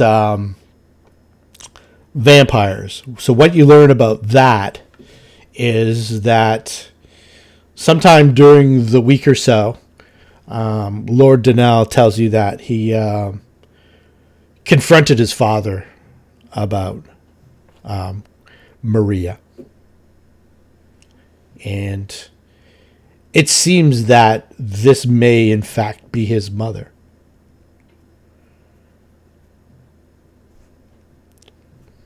So there's some family stuff going on with him that he really doesn't want to get involved with. He doesn't really take to the whole lordship thing. He's a businessman through and through. He's got multiple properties. He's got several locations. He's got a thriving money lending business. The last thing he wants to get involved in is the nobility part of the running of a city like this, which when you start taking noble responsibilities in a city like this, and you start collecting stipends from the city for what you do, collecting taxes and stuff like that, then you're supposed to get results. And this is the last thing that he wants to be thinking about. He doesn't really even want to spend time talking to his father, but he had to go to his father and ask him, what the hell is going on? And from what he could get from his father, which was probably half truths and lies, that this person, this creature, that you believe may have in fact been a vampire, is his mother, that he thought was long dead. Now, Along that line. Oh, go ahead. I was going to say he's had Rakonesh out in the dock district, where Rakonesh had followed her to the dock district several times after their encounters previous to meeting you, and he'd always managed to lose her somewhere somewhere down by the docks. So he's had Rakonesh like kind of combing the docks secretly, looking for her here and there. asking questions, that kind of thing. And she has yet to turn up. So he's not convinced that she's dead and gone. He's not 1,000% certain that she is even a vampire. But he has his suspicions. And when the word vampire came up, of course, he was curious about it. And I can see why you have a natural interest in this. But here's my question for you, Lord Dannal. If you think there is a familial tie to this creature, especially being your mother, it is a dangerous creature. The next time we may run into it, and we may harm or even kill it. Do you have any problem with that? Not at all. Or do you want us to hold our... Not at all. I had my home secured against it. What I did was went to the Street of the Gods and hired a sorcerer to put a warding spell on my home. We had workmen come in and re-secure the front window where there was the breakage. We had everything kind of cleansed of her taint, so we've got the whole home hopefully secured against her reappearance. So that allowed me to sleep a little more safely. Consecrated? Yes, but that's what he called it. I don't understand the trade of, and I'm not even certain that it's real. You know, he could have just been taking my coin for, chanting some odd words and leaving some traces of silver here and there. I don't know. It's not my profession to have a sage. You'll be the first to know if the spells work. Exactly, but like I say, it's been a week. There's been no sign of her, so hopefully she's run to ground and she's learned better than to tangle with the likes of you. All right. Naka will accompany him back to his home. Okay, and he bids you good night and thanks you for the evening and thanks you for the information. And he says he'll have those papers sent over to Last Chance sometime today. All right. If there's nothing else, she'll head back to the Last Chance. All right. So and cast her Cure Light. All right. Before resting. All right. So on the way back to the Last Chance. Oh, before we get to the Last Chance. All right, yes. She hasn't cast a spell. So it's about probably 2-3 o'clock in the morning. No, it's actually about 5:30, closer to 6 by the time you guys are. Party hard and party often. Exactly. So on the Lankhmar map, I'm drawing a big circle at the corner, roughly near the corner of Carter Street and Cash Street, which is not far south from where you guys first encountered Rakonash. The infamous Silver Eel Tavern isn't far away down Dim Lane. Let's see here. As you're wandering up Carter Street, having just turned onto it from Cash, you see a building called the Keyhole. And this is it's a fairly famous locksmith shop. A small turret dominates the facade of this 2-story blackstone building. Iron bars are embedded in the thick window frames. Beyond the turret's ground floor windows, you can see a lovely display of locks from large to small, simple to complex. To the left of the turret, above the heavy oak door, swings a simple sign that reads, "The Keyhole." The door is open and several people are moving around inside. And you know that at this time of night, pretty much most of the businesses are closed except for taverns and stuff like that. And there's this door is flung wide open, and in fact, there's it looks like a stool or a bench or something like that, propping the door open. And as you can see, there's a couple people rooting around inside, and one guy comes out carrying a chair. Just taking it home. Just leaving the building with a chair. What is this building again? It's The lock. It's the keyhole. It's a place called the Keyhole. I'll send you a map. What's the keyhole? Keyhole. The keyhole is a. My brain is failing me. The keyhole is a locksmith shop. Locksmith shop, yeah. Oh, so Which makes it very strange that people are coming here, but less strange when you realize, oh, they're just robbing the place. So I'll put you guys on the street. So we be vigilantes? Investigators. Oh, okay. First At least I haven't killed anything, so to be called vigilante. First responder. In that sense. First responders. Mm-hmm. But there's other people about walking up and down the street, drunks, that sort of thing. On the map, let's see here. Put you right around there-ish. You guys feel free to move yourselves back or off the actual map part. Carter Street is about 70 or 80 feet wide. I just didn't do it on the map. Oh, so this person is carrying furniture out of the place? Carrying furniture out of the place. Big chair? Yep. And it looks like... Looters! It's exactly what it looks like. Do we know the guy that was here? Do you know the owner?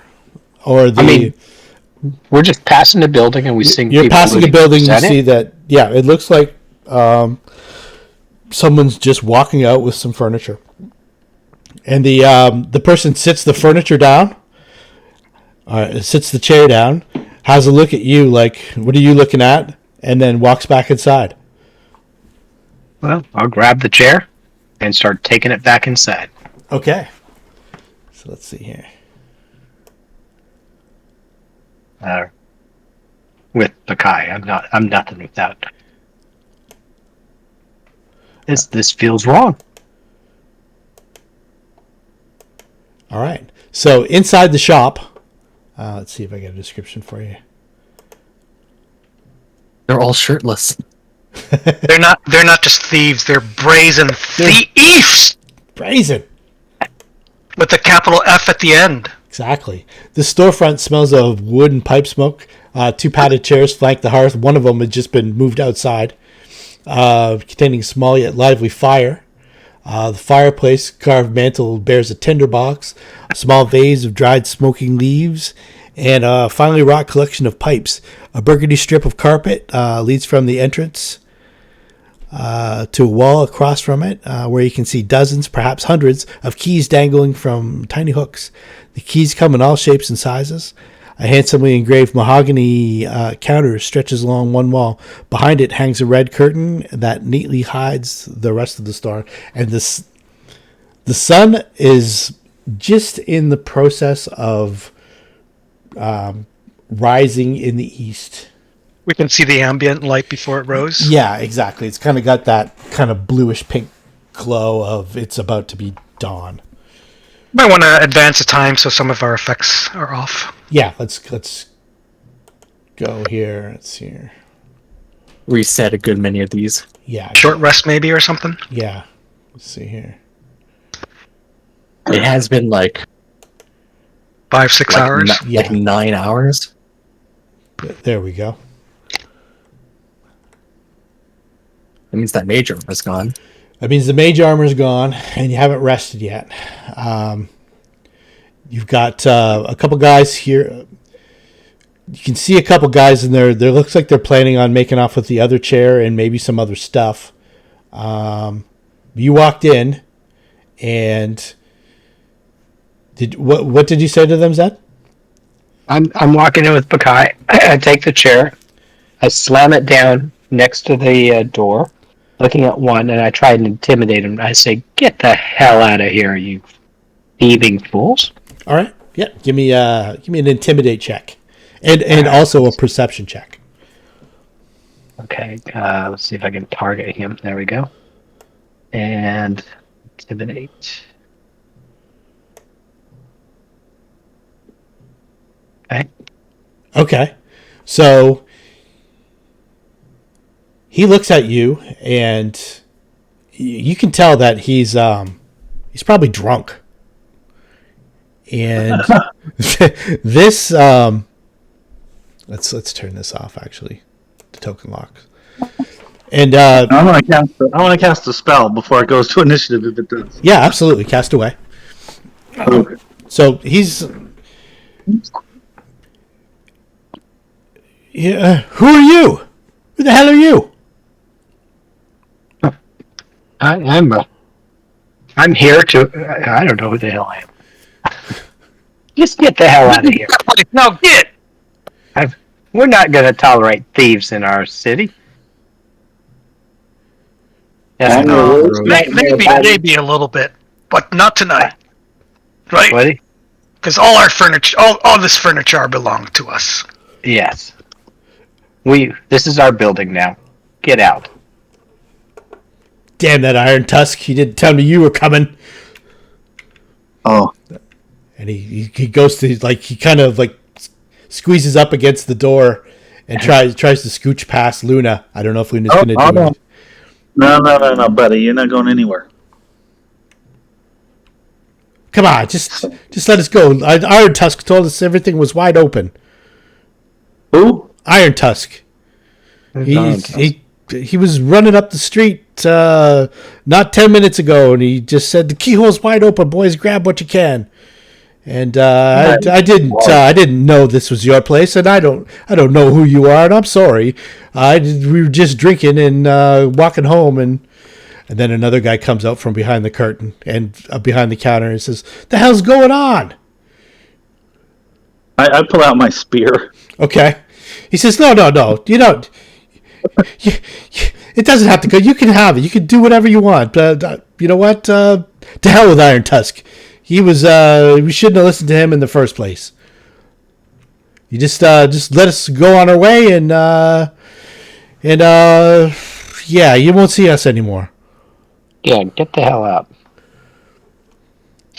All right. If you let him go, I don't know. I have no problems with it. As they're leaving, I'm gonna take a stab at them, non-lethal, like smack them. Yeah, absolutely. Give him a whack. Yeah. Take that, buddy. I missed, but I scared him. Yeah, maybe clatter your staff off the wall as a big racket. Yeah. As these guys try to sneak past us. Come on. There's no need for that. You would have did the same thing. Apparently not the case. So they, if you let them pass, they'll try and flee. The other two, I'll swing and purposely smack the ground with the 15-foot long spear. Yeah, absolutely. They're horrified. They've never seen anyone as big as you, and Zed had him on edge before you even got in there. So they're trying. They start scrambling up the street, and I'll scream out. Anybody else in here? you hear Oh yes. Where are you, Mr. Kenyan? Let's go free him. Okay, so just in the next room, unlike the front of the store, the contents of this room are not neatly arranged. A stout-legged table and matching stools stand at odd angles in the room, and tiny mechanisms and tools litter the tabletop. The floor is cluttered with upright kegs holding tiny gears, screws, metal lock casings, tumblers, springs, and keys. A bucket of coal, a short-handled spade, and a small iron oven equipped with miniature bellows occupy the far corner of the room. A lantern rests on another stool near the door, and you can see a small man. He's probably about 3.5 feet tall. He's got like a long handlebar kind of mustache and like overalls with kind of like a patchwork plaid kind of shirt underneath. He's got like crazy wispy white hair. In game terms, he'd probably be a gnome. Okay. But anybody familiar with this part of town in Lankhmar knows him as one of the best locksmiths in town. His name is Jan Pickett. And he's tied up on the floor at the bottom of the stairs, and he's got a gag around his mouth. I'll untie him. Thank you. Oh, thank God you came along. These ruffians were going to make off with my things, but is Iron Tusk still around? Don't know. He seems to be the one that told people he could rob this place. He was here. He was here not long. Well, he was here earlier this night, and he tortured me. He got it out of me where I kept my what he took. Did the others take anything? And he says, "Could you untie me? Let me have a look. I need to." Okay. Okay, so he's Iron Tusk, some kind of browbeat here, trying to protect your quote unquote protect your business for exchange of money, extortion or something. Not at all. In fact, I pay a good amount to make sure my place is looked after. If you know what I'm saying. I used to do a lot of work for the guild, and this is outrageous. But I'm afraid he's taken what the guild didn't know I had. Oh, bum, bum, bum. Bum, bum, bum, bum. So he goes out and he starts taking like an inventory of stuff in the shop and stuff like that. And these three drunks really didn't get very far as forming a plan and finding anything of value and robbing them. But he tells you that Iron Tusk came in and was rooting around when Jan Pickett came down the stairs to see what was going on, and you can tell he's got like a big black eye, he's got a big shiner. He said Iron Tusk pummeled him and then tied him up, and then he put the poker to him and forced him to tell him where it was. And he says, my most valuable item, the piece that I was hoping to keep secret, and I had kept secret for many a year until How was it? What is it? it's a skeleton key that allows me to open up any lock. I managed to keep its existence a secret for the longest of time, but that old ghoul Popov, he dragged it out of me, and he convinced me to loan it to him to open some book, and I did, and the book opened, and I took the key away and went on my way. But ever since then, it's been more trouble than it's worth to have it. So it seems like this Iron Tusk character had somehow gained knowledge that I had the key, and he's run off with it. Well, where's he staying? As far as I know, he runs with some gangs up in the Marsh district, but I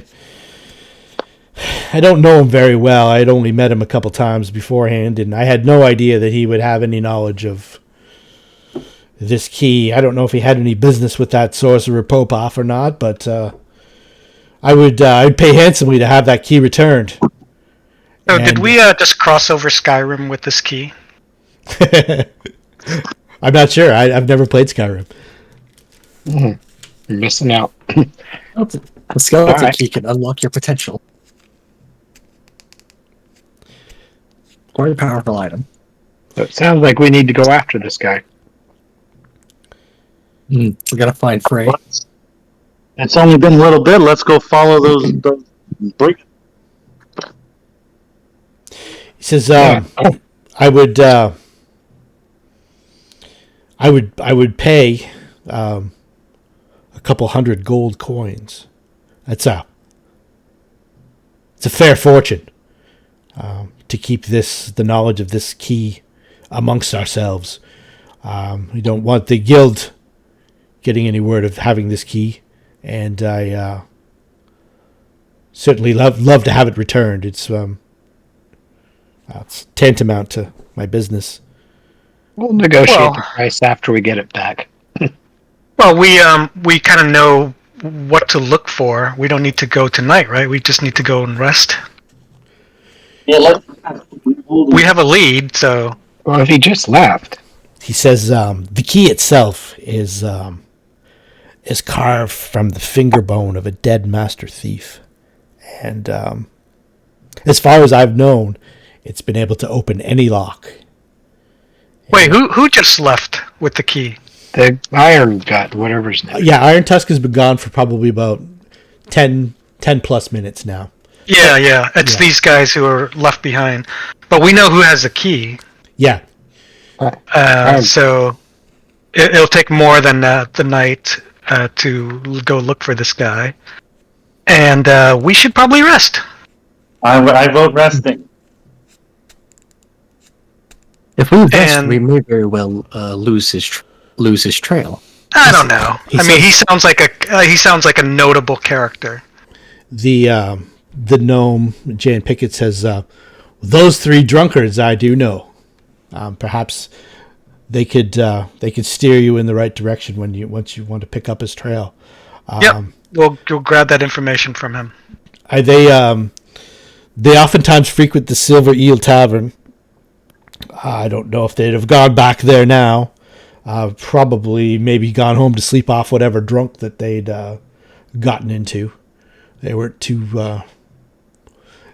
smart. Well- You see, like my lockbox right there. They didn't even attempt to break that open. They must have really been drunk. So you're saying there's valuables in it.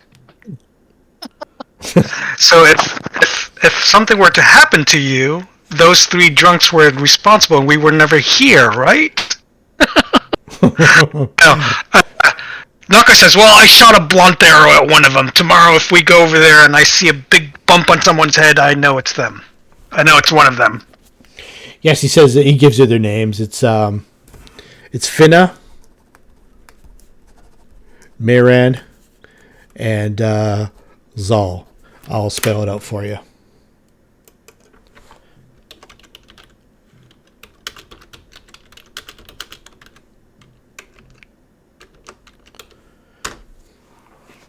He says you could probably find them.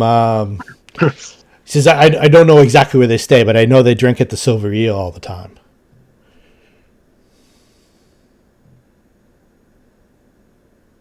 Right?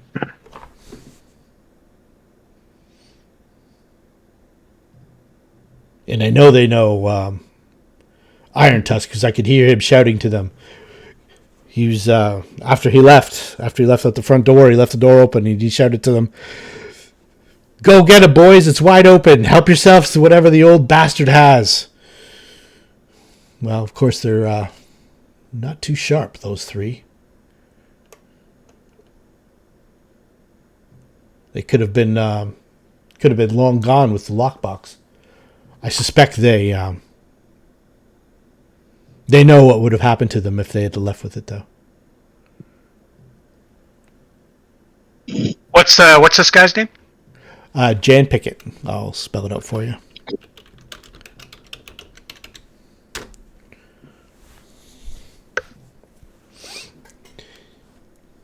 He's a city famous locksmith.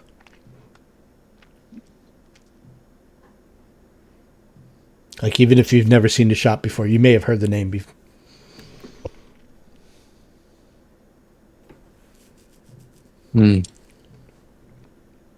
Did Iron Tusk have any specific ambitions? Any specific places he'd like to hit after acquiring such an item? He didn't say. He just forced me to tell him where I'd had the key hidden. And fearing for my life. Well, I gave it up after a little while. Anyway, I held out as long as I thought I could. I'm uncertain that if we were to take a day to rest, we may not be able to find him again. He may move on to greener pastures. It's possible. An item like that, though, depending, I don't know what he would want with it. I knew exactly what Popoff wanted with it. I'll do with that tome. Which is why I recommend that we go after him immediately. Well, I offered a reward of 200 gold rilks if you're able to return that key to me. What's the rest of the party look like? They're feeling. Well, I think I heard two people say vote for rest. I think it can go either way. We got 2 rest, 1 to go, and 1 that can be bribed either direction. So basically 2 on 2. We need a tiebreaker. Rest is probably a good idea. We had some banged up stuff, having people use spells. Yeah, I have 1 spell left. I have. I don't have 1. I have. Yeah, 1 spell. I don't think we'll lose this trail. I mean, if even if he sold it, we'll convince him to tell us where, and we'll just follow that lead.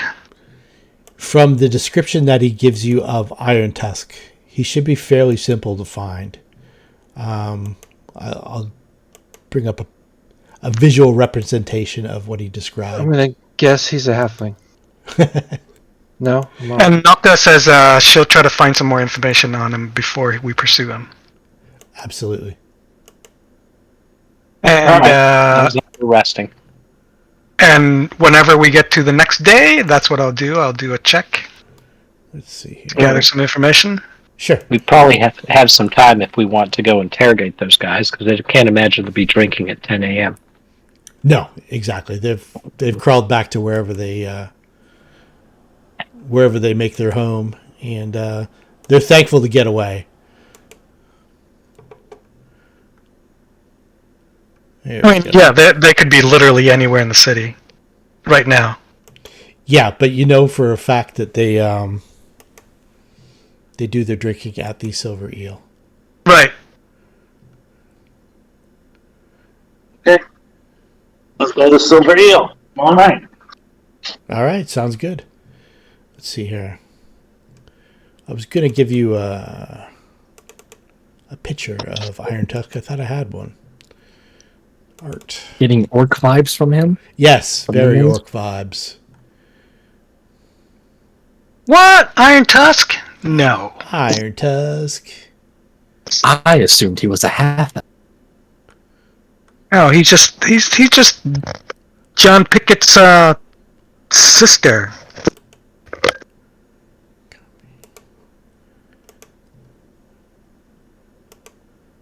Yeah, Iron Picket. All right, let's see here. Let's do it this way. Yeah. Jane Pickett. Paste. All right, and refresh. And based on the description of Iron Tusk,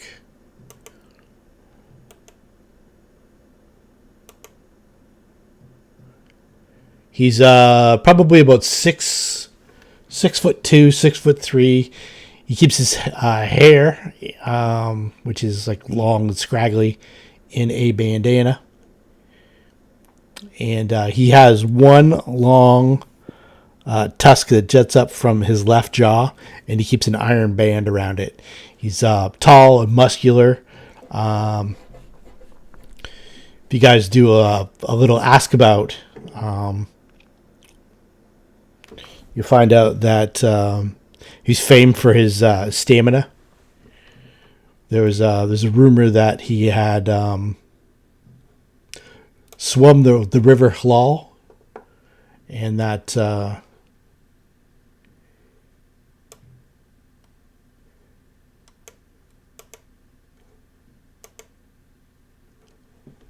in swimming the River Halal, he does a lot of work down on the docks. He stays at a place called Barge End, which is near the south end of the docks of the city. He's fairly famous around there as one of the ruffians. There we go. Don't throw any con-saving spells at him then.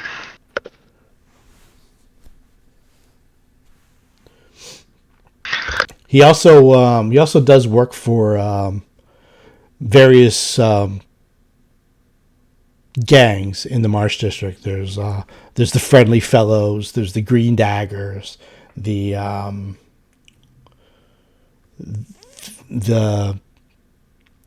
was the other gang? Silver Spoons. The Bloody Blades. That was the third one. He'll do some like freelance work for various gangs too. That's what you're able to find out on the streets, and even like just asking around at Last Chance. Iron Tusk is a fairly known figure in the underworld.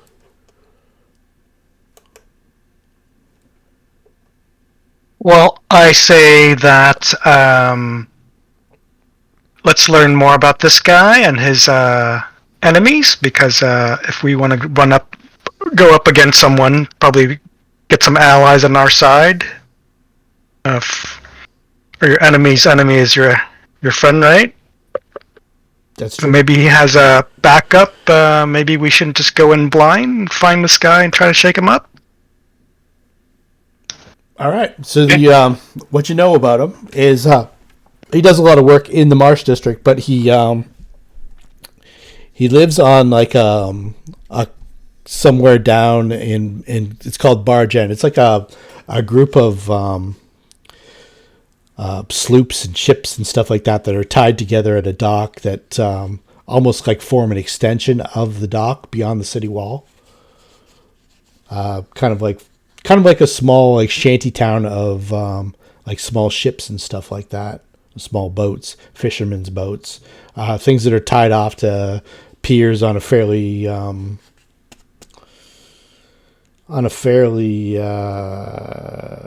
permanent basis.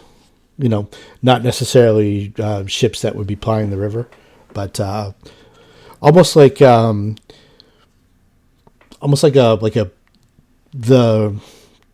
I want to say gypsy, but that's probably not the term I should use. Almost like a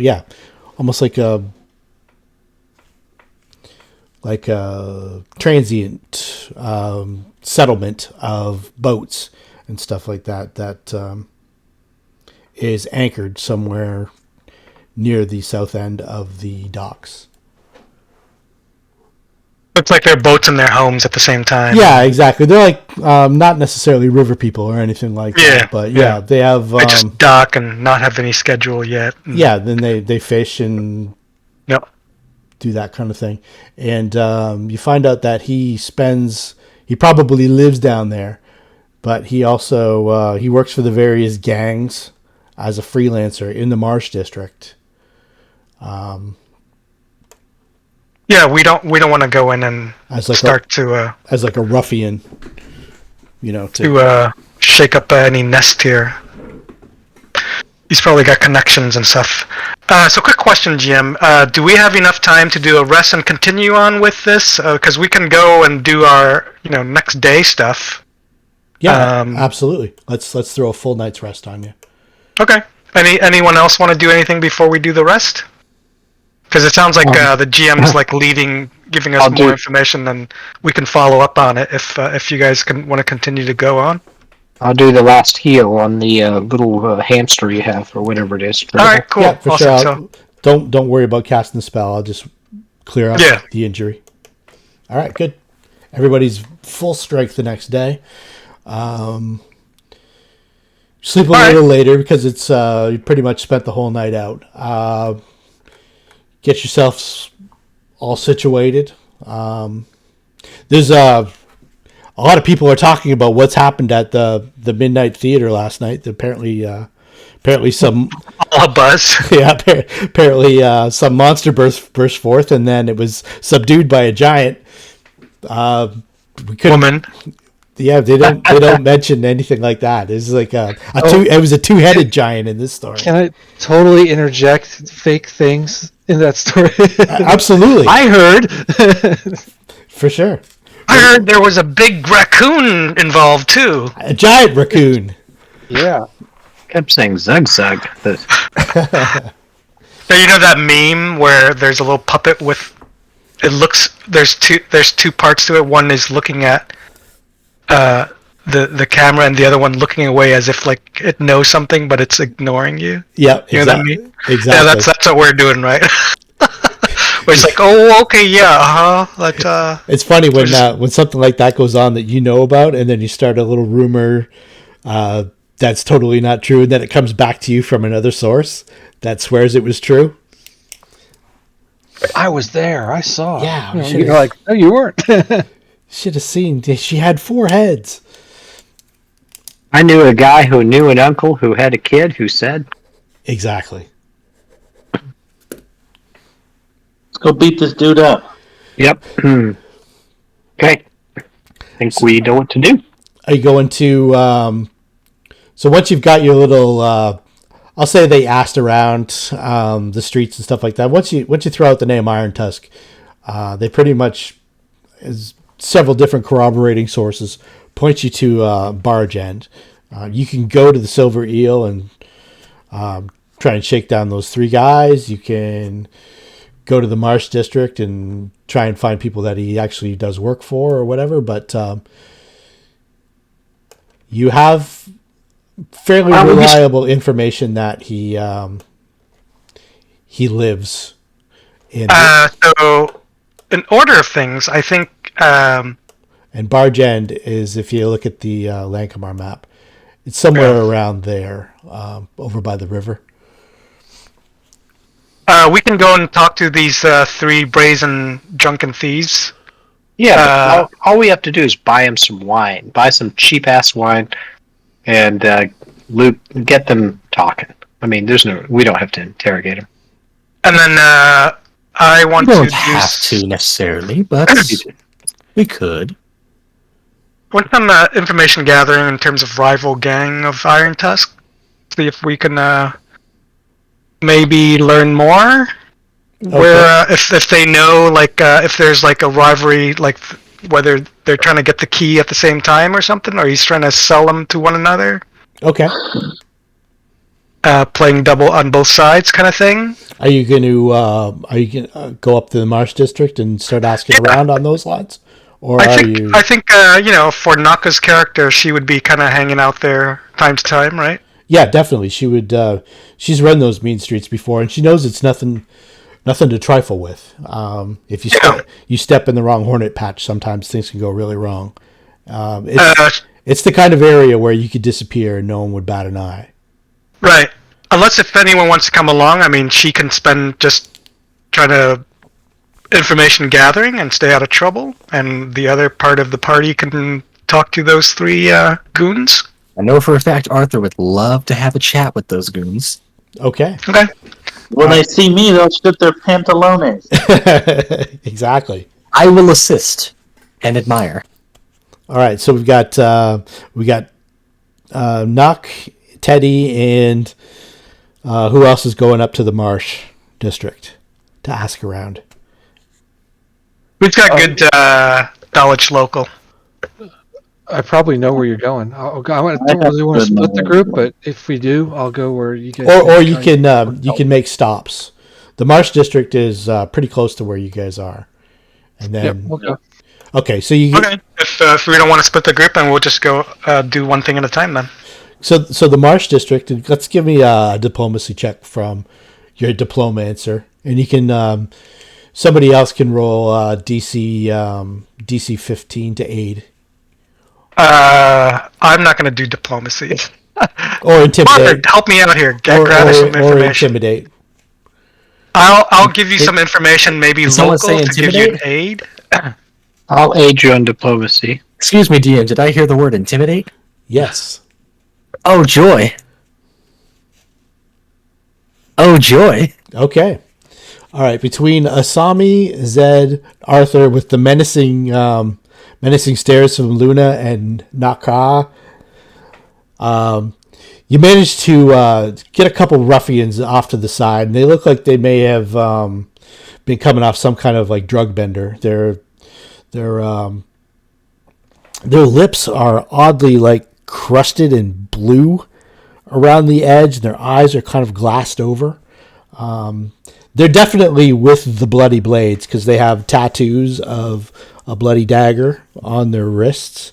And you don't just get that just for showing up. You have to have run with that gang for quite a bit of time. And So it's more of a badge? Yeah, it's definitely a badge. And these are definitely ranking members.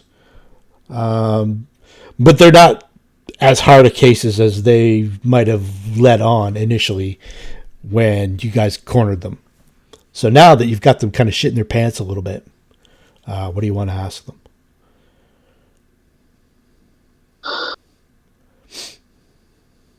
Where's Iron Tusk this morning?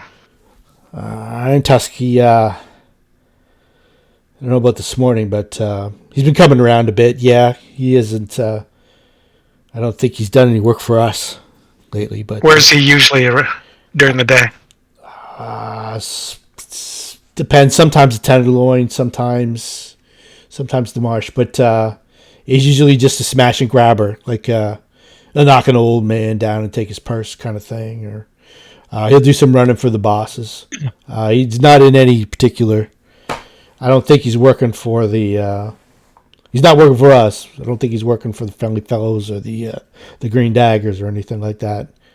But yeah, he's been around a bit lately. I've seen him in the Gallow Fields, in the night market. But yeah, if you wanted to find, are you looking for Iron Tusk for something? Maybe. We're looking for a key. What do you know about a certain skeleton key? I don't know. We're looking for Iron Tusk.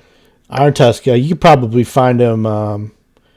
His lady friend and him live down at Barge End. He's one of those Gypsy River folk. He's a hard one.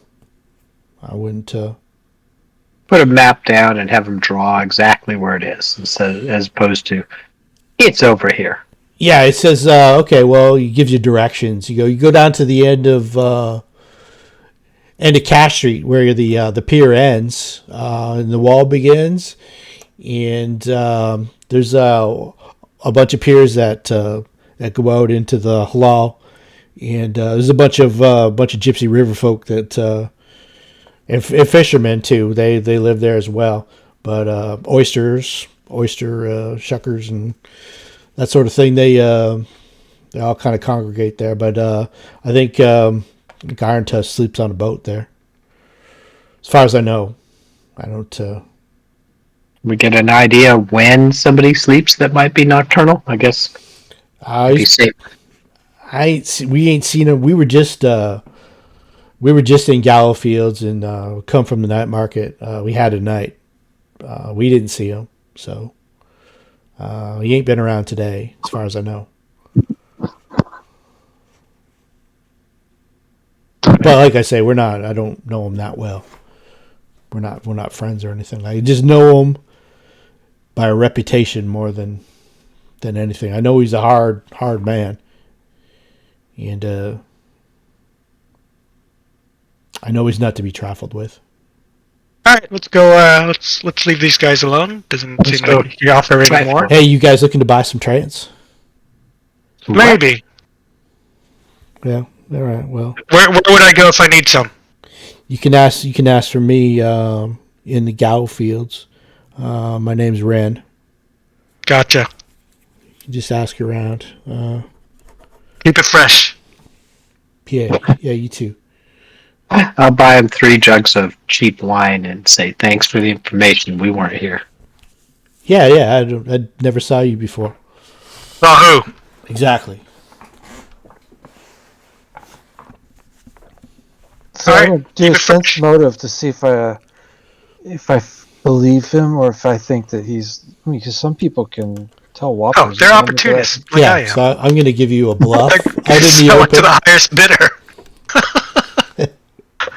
she'll still tell you straight in the face, as not even hiding it from him. Yep, you guys can roll against that for a sense motive. This guy's clearly a bullshit artist, but you had him pinned down, and him and his buddy didn't look like they stood much of a chance against you. So 22 is the number to beat for. Maybe I use suspiciously of like. They're Okay, desperate, trying to save their own lives. They'll tell you anything believable. The information that you gotten though kind of jibes with what you'd sort of heard a couple times already for people that were less hard cases than them. That were like, oh yeah, Iron Tusk sometimes comes around, and I think he lives down at the barge end. Yeah, they're probably just being non-committal because they don't want to come back to them. Yeah, they don't want Iron Tusk coming back to them. Or we coming back to them. Yeah, exactly. They just want to leave us alone, man. We're just druggies. They just want to go home. Sleep this one off. All right, let's go see the goons. All right. Let's go see the Three Stooges. The Silver Eel. What we'll do is we'll put a pin in it right here, and I'll bring the Silver Eel to life for you in 2 weeks. The Silver Eel figures prominently in all the Fafford and Grey Mouser stories. It's one of the It's one of the most famous locations in Lankhmar. I've been excited to get you guys to go there. All right, folks. Good having a game with you tonight. Yes, and thanks for running. Thank you very much. Good session, guys. All right. See you next time.